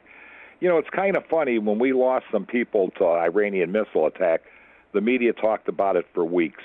And these 8, nobody says anything about. And, I mean, their sacrifice they gave is no less than the ones there in, the Mideast that lost their lives. And I just wanted people to be more aware, that the military, even in peacetime, it's a pretty dangerous job. Yeah, no, TJ, well said, and thank you for the call, and thank you for bringing that to all of our attention. I'm guilty of that. I read the story, and I prayed for them and their families. But I think we didn't really dive in on it here on the show. But yeah, that happened last week. Yeah, it was a test flight at California's Edward Air Force Base, and 8 people lost their lives in a crash there. Let's see here. Let's go to Robert in Strongsville. Robert, you are in the air. Hi, we just made Iran $9 billion richer. They're sitting on 100 million barrels of oil. They got 30 million on that Karg Island alone. And as today is reported on Salem News, they can now sell their oil on the world market. So I added it up. That's $9 billion for 100 million at $90 a barrel. Wow. And okay. Wow. So they can sell their oil. I don't understand what the problem is. Yeah, it's their oil. Yeah, we didn't say that we were going to take all of their oil. We were going to allow them to, reopen the strait and sell their oil and everything like that. That was a part of the memorandum. That's part of that's kind of the whole point of this. So countries can get the oil they need. Yes, but they're $9 billion richer. And the other thing is, where did Obama get the money that they gave to Iran? I think you need to explain that it was $400 million, and it was held for 37 years. So how did it get to $1.8 billion? It's because of the interest on $400 million for 37 years. And that was Iranian money that the Shah had spent in the United States to procure weapons. And then when the Ayatollahs took over, we nixed the whole deal and kept their money. So it's a little different than the cash that Trump's going to give them. Trump's not giving them any cash. Well, hold on. Why Robert, are you lying? Robert, either way, it's frozen assets, one way or the other, no? Yes, that's true.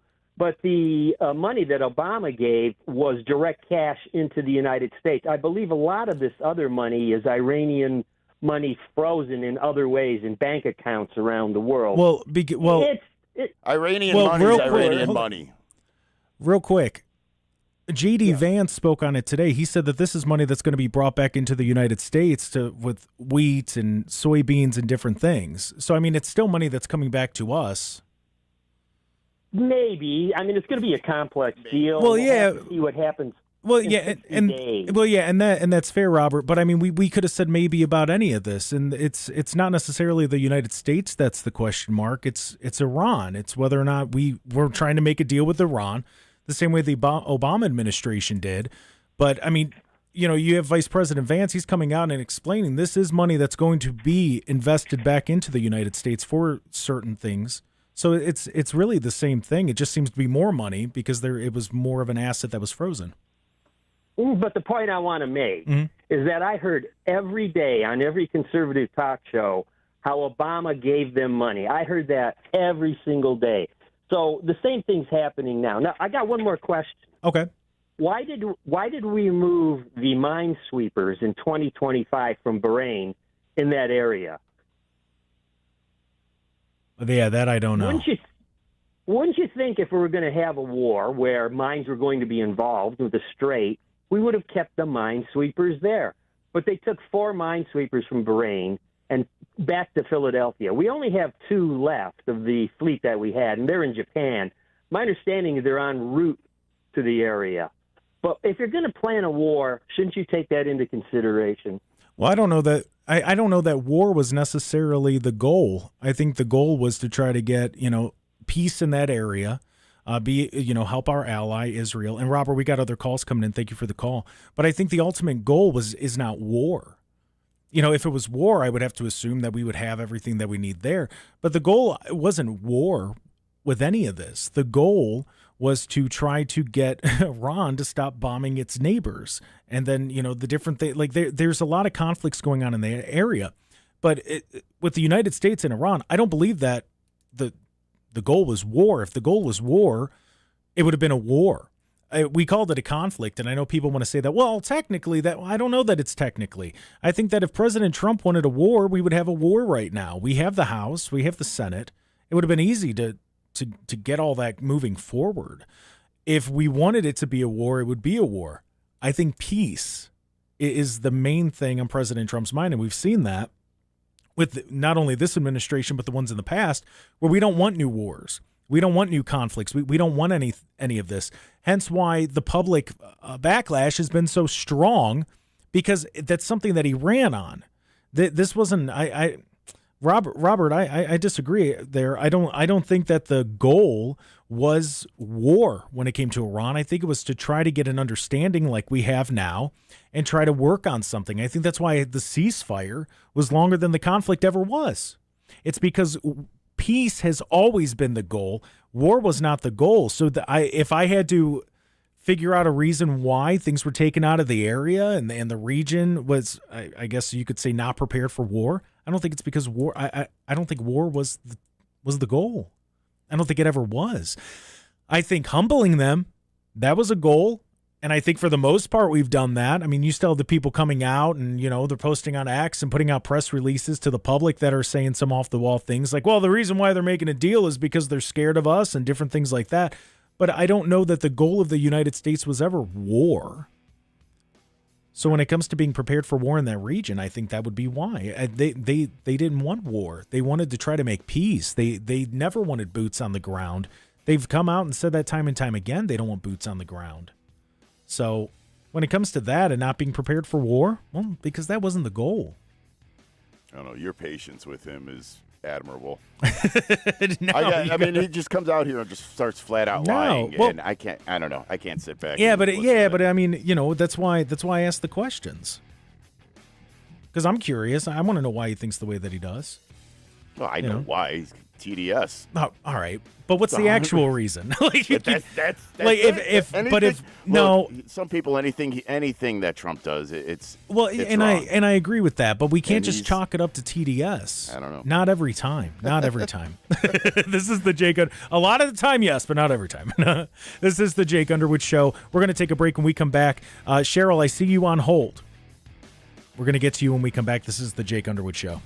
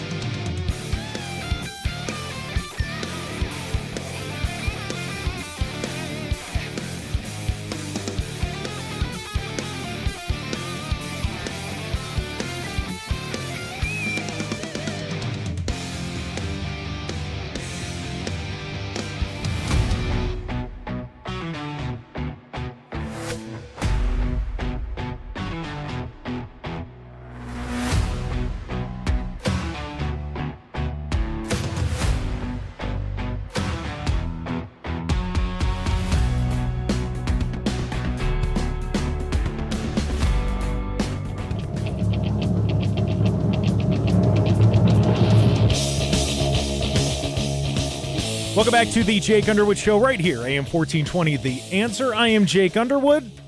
The man behind the glass is one Mr. Kenny Kidd. Hello there, Kenny. Hi. How's it going, Kenny? Great. Very good. 102.9 FM and free on social media if you want to watch the stream, see some of the behind the scenes. And yeah, we have quite a few people watching now. Thank you, everybody, for watching. And if you are watching, feel free to like and, give us a follow.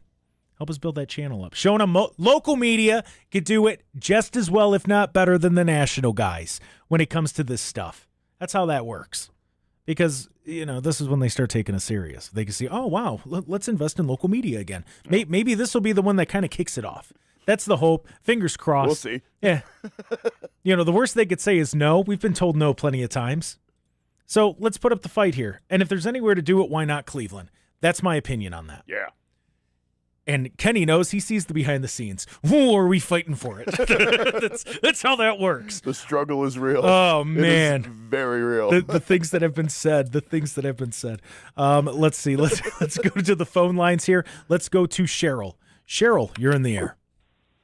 How you guys doing today? Doing well. How are you? I'm doing well. I just want to give a heads up, and I will call Wednesday again.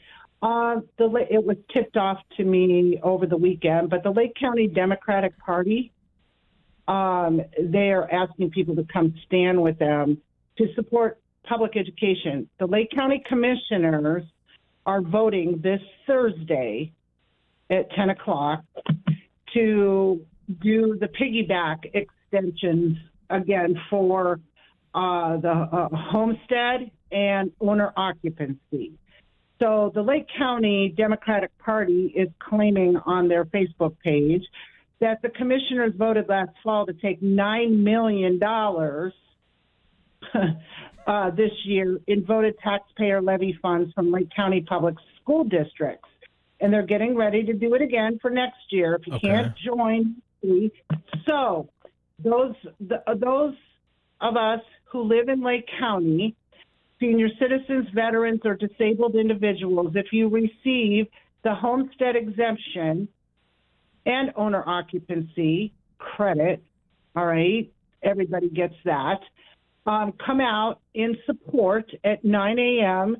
to the Lake County Administration Building in Paynesville to bring a sign, stand with us, that say, hey, Lake County Commissioners, please vote on this again to bring relief to the homeowners, though the owner occupancy credit is not a whole lot, but it did help. Mm-hmm. And the homestead exemption actually really helped. Now, this is important because the schools that in Lake County feel that they've lost all this money. But then again, let's look at it this way. As you already know, Wycliffe passed their 1% earned income tax. Right. But they will still continue to receive a portion of our property taxes. Mentor exempted village schools have a levy on the ballot in November. All right. Okay. They plan on assessments are going on. So for next year, our property taxes will be assessed anywhere from 18 to 25% on our properties. That the assessments happen once every 3 years. The sexennial comes every 6 years. Wow. So the relief, I can tell you, I've testified twice, went to past couple weeks to the Lake County Commissioners. And I can tell you for my husband and I, yes, we do have the homestead exemption, and it helped us tremendously, where versus the Wycliffe City School was receiving over $1,300 from our property taxes. When the piggyback went into effect, a 50% more, et cetera, the school now receives $800 and some odd dollars from our property taxes. Lake County schools can do better and cut back in their astronomical budgets. All right. Yep. But yet the schools are somewhat saying, well, vote for the homestead exemption, but don't give another 50% more in owner occupancy. So I don't know, and I'm trying to find this out. Are the schools receiving more money off the owner occupancy credits, off owner occupancy versus the homestead? I'm not sure. But right. These schools have enough money, all right? Enough has gone on.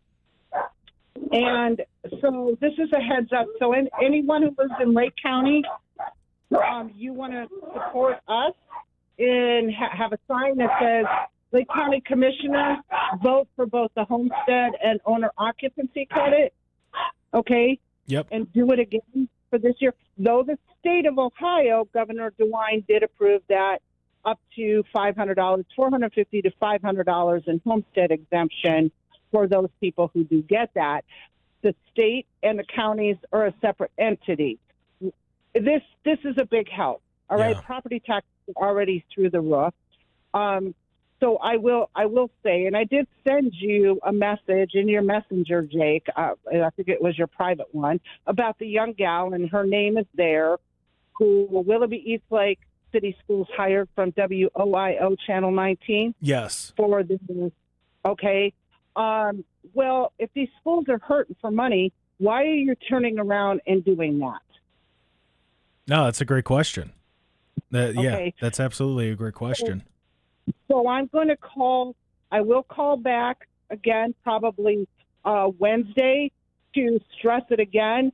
To meet at the Lake County building in Paynesville, where the commissioners meet, and come out and stand with us, who want to see this passed from our Lake County commissioners. Now, look, the legislature and the commissioners, all right, in counties, they're pinning us them against us. Mm-hmm. So it's the legislatures who need to fix this problem with the schools. We aren't responsible to do that. Yeah. We, the people, are responsible to fix it. It's the legislatures. So let's get this rolling. And I will call back again on Wednesday. And you guys are doing an awesome job, and have a blessed day. Yep, you as well, Cheryl. Thank you. I always love when Cheryl calls, because it's like that local update. Uh-huh. I almost feel like she's like a news reporter. I know.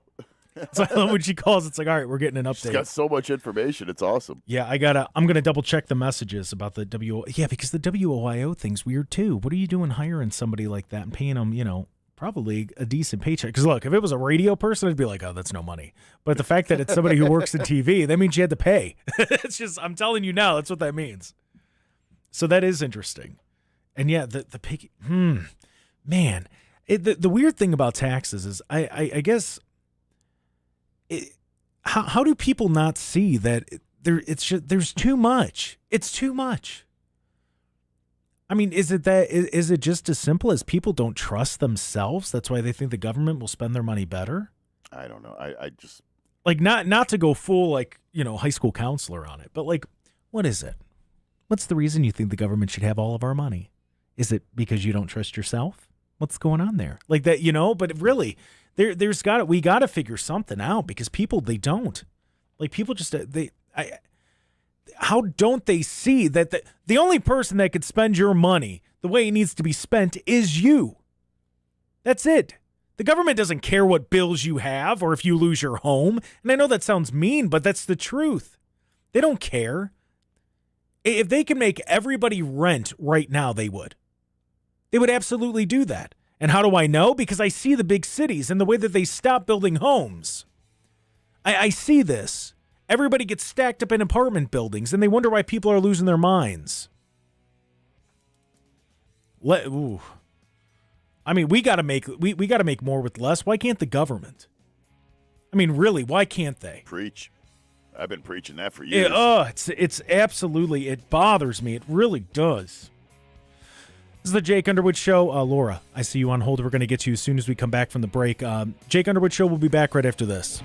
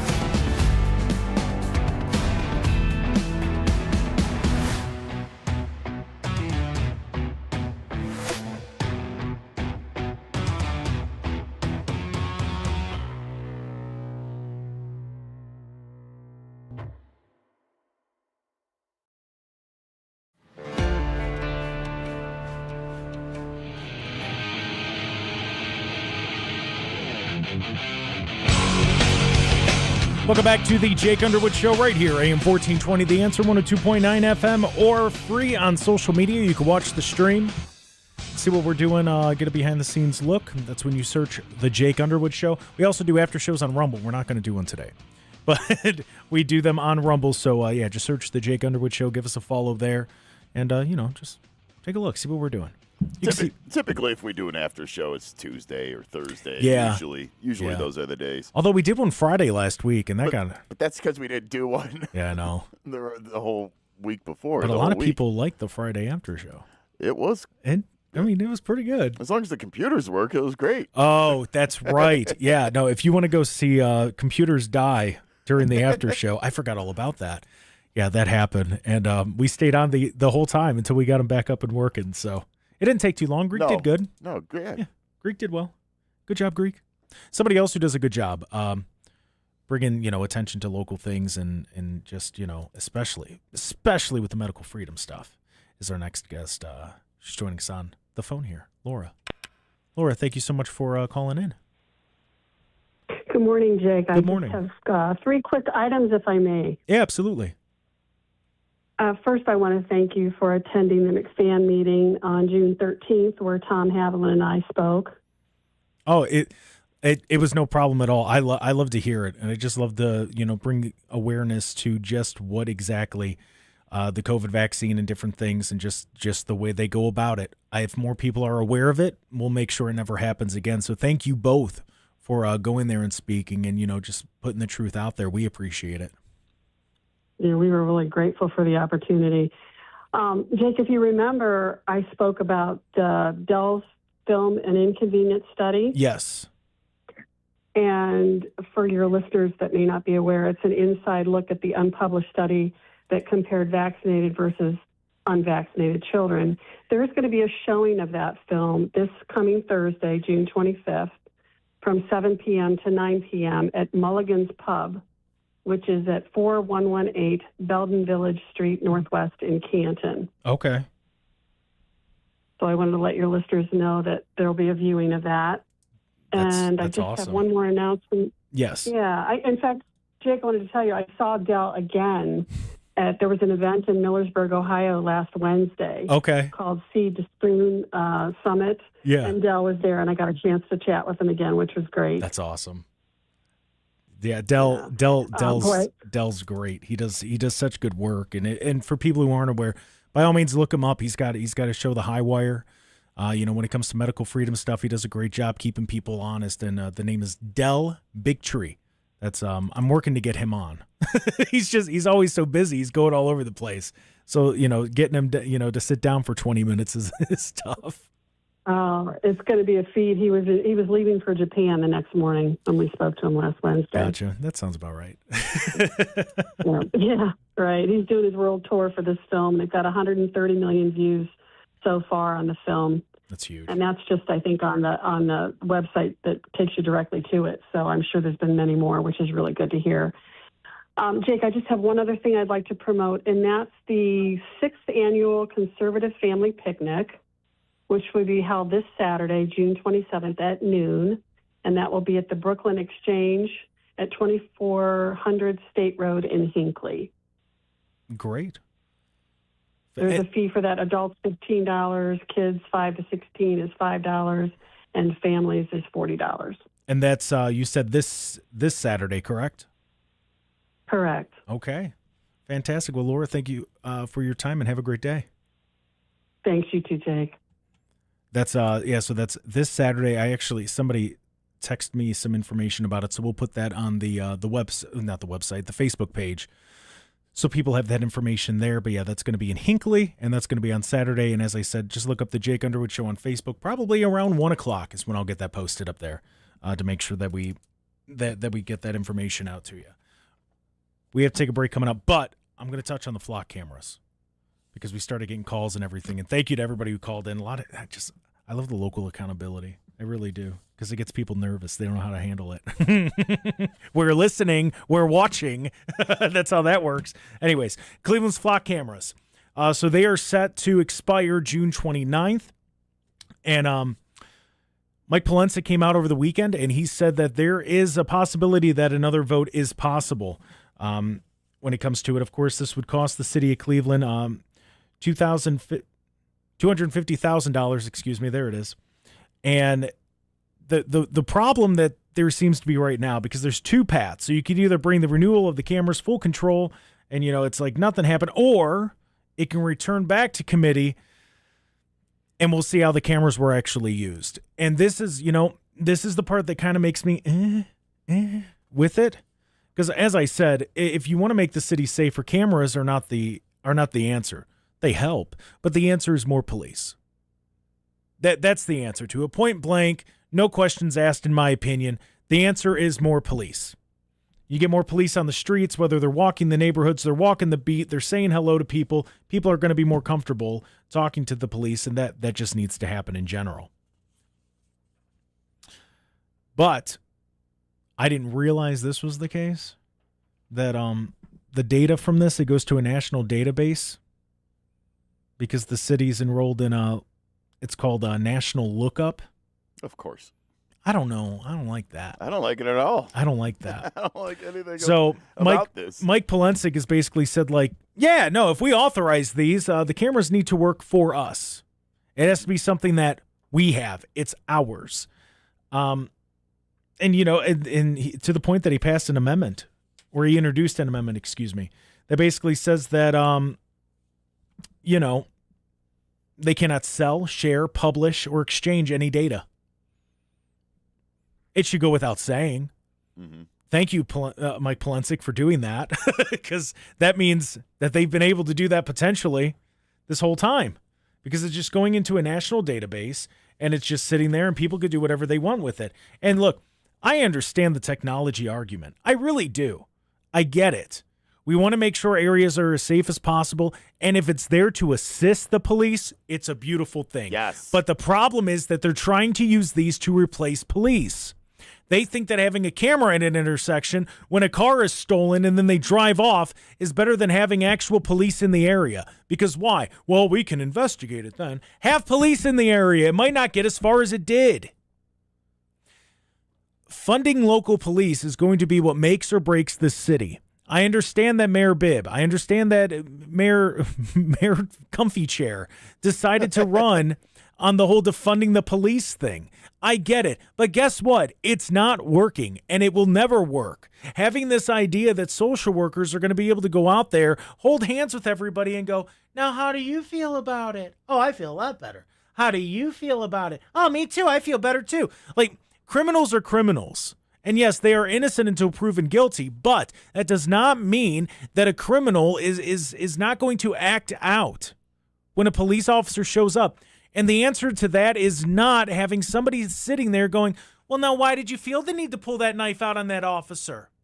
Now, why is it you're running? Do you think that the social worker is going to be running alongside the criminal going, how do you feel while you're running? Do you understand that this isn't the right thing, right? No, it's not even realistic to believe that. All of a sudden, our criminals' mindset's going to be, oh, wait, there's social workers there. Let's sit down and listen to the police. I'll sit right here on the sidewalk. Oh, yes, sir, Mr. Officer. Actually, can I talk to the guidance counselor? Because I'm a little nervous about this. And the cop's going to go, well, absolutely. Never mind the fact that, you were driving away from us after stealing from that store. I didn't realize you were so sad.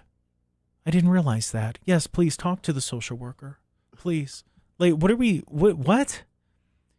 The answer is not cameras. The answer is not social workers. The answer, if you want to say the trained police have more extensive training, okay, I'll listen to that. But the only way that we do that is by increasing the amount and increasing the budget for the police itself, not to fund them. Nowhere else. Nowhere else. If they want to grow a radio station, you know what the answer isn't? Let's cut the funding. If you want to expand social projects, you know what the government never says? Let's cut funding. It doesn't happen. So it's not going to work with police either. This is the Jake Underwood Show. We have to go to break. When we come back, we'll continue to talk about this, and we'll put a bow on the show. We'll wrap it up. That and more when we return. This is the Jake Underwood Show.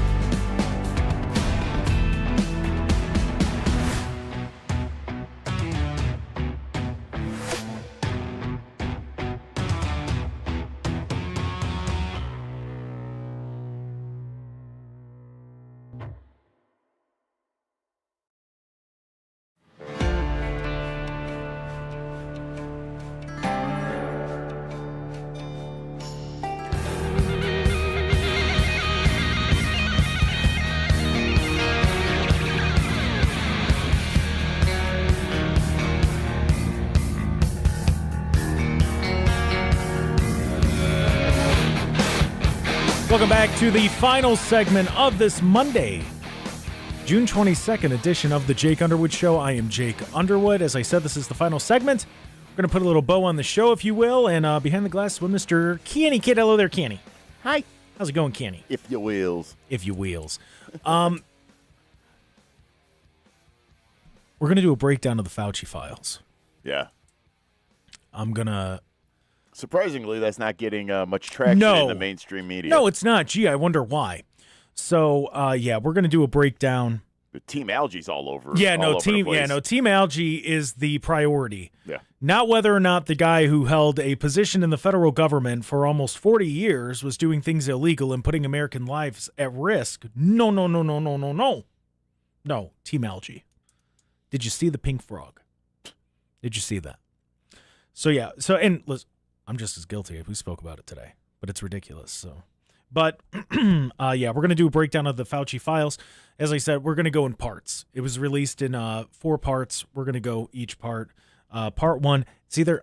Here's the thing, because I'm trying to. It might be tomorrow, because we were going to have 2 guests tomorrow. One had to kind of push back. Okay. Yeah, they had a conflict, so it might be tomorrow that we do it. If we do it, it would be the 10 o'clock hour. Okay. That we would do a breakdown of the Fauci files. It's going to be probably 3-4 parts, probably once a week.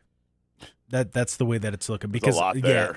There's hundreds of pages to go through, and I'm going to do as much as I can. But nobody's talking about that. So, we spoke about it on Friday. We played the video from Tulsi Gabbard.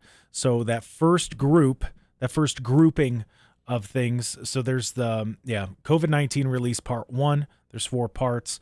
It'll probably be once a week that we go through it, and I'm just going to break down each part for you, because I think that's what we're supposed to do as media.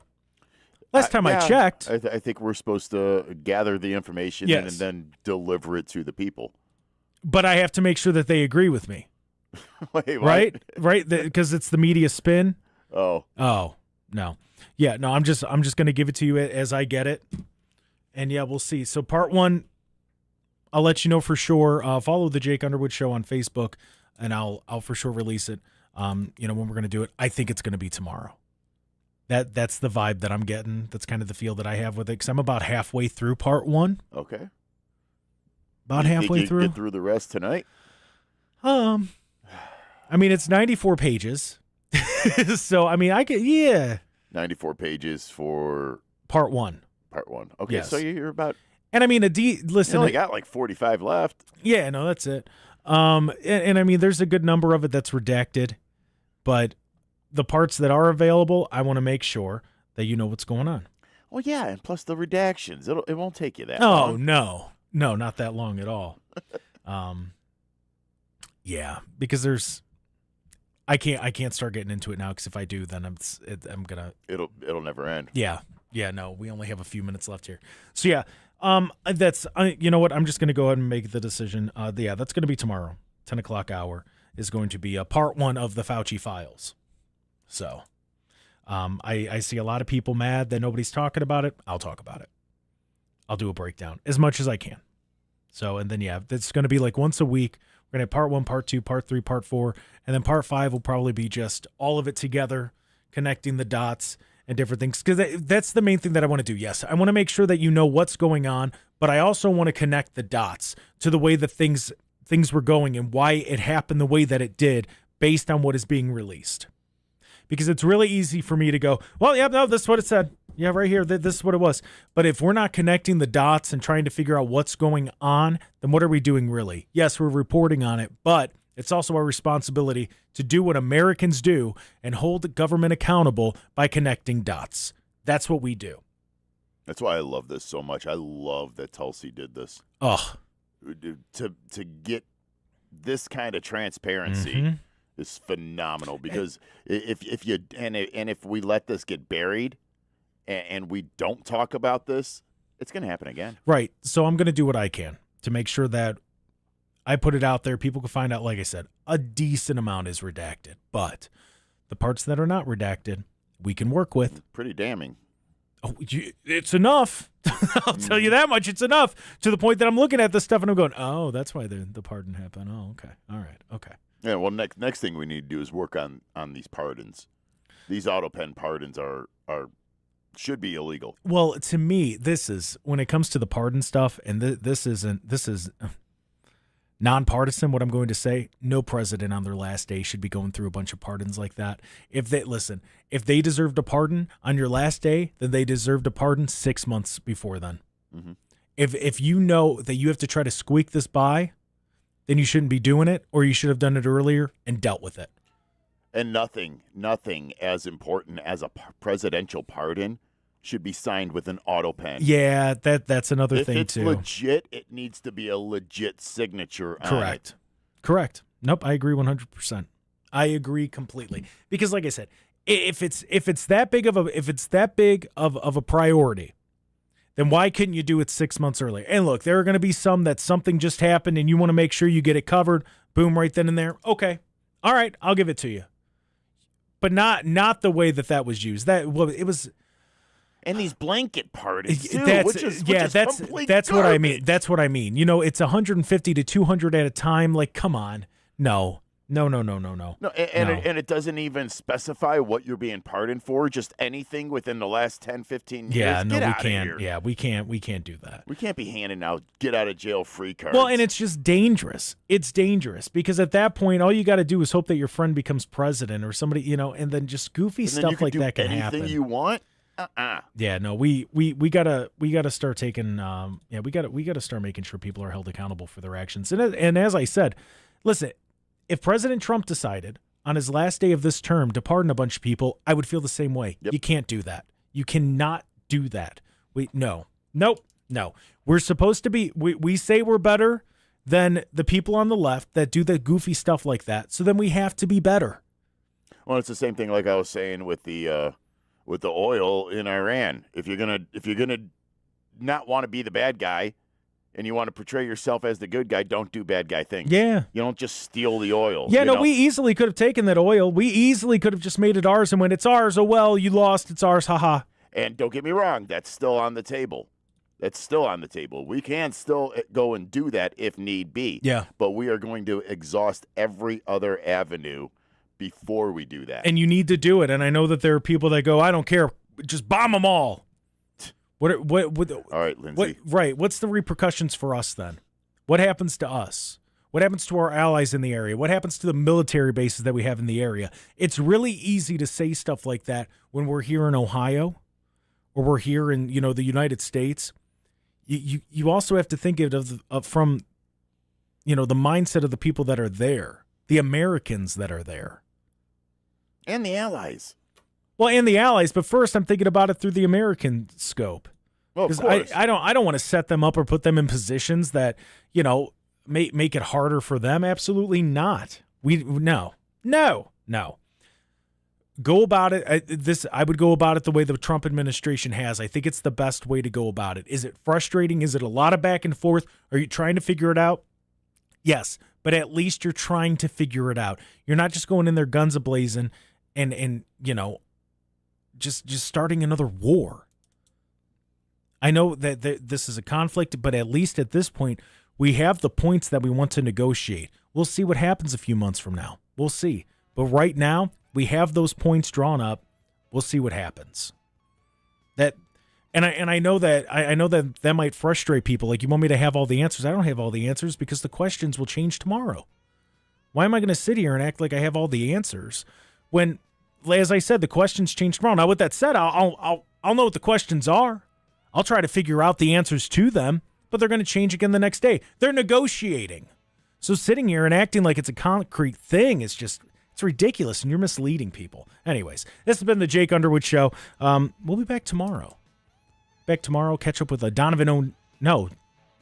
Wait Wait, Tuesday. Who do you got tomorrow? Tuesday, Jim Renacci. Yeah.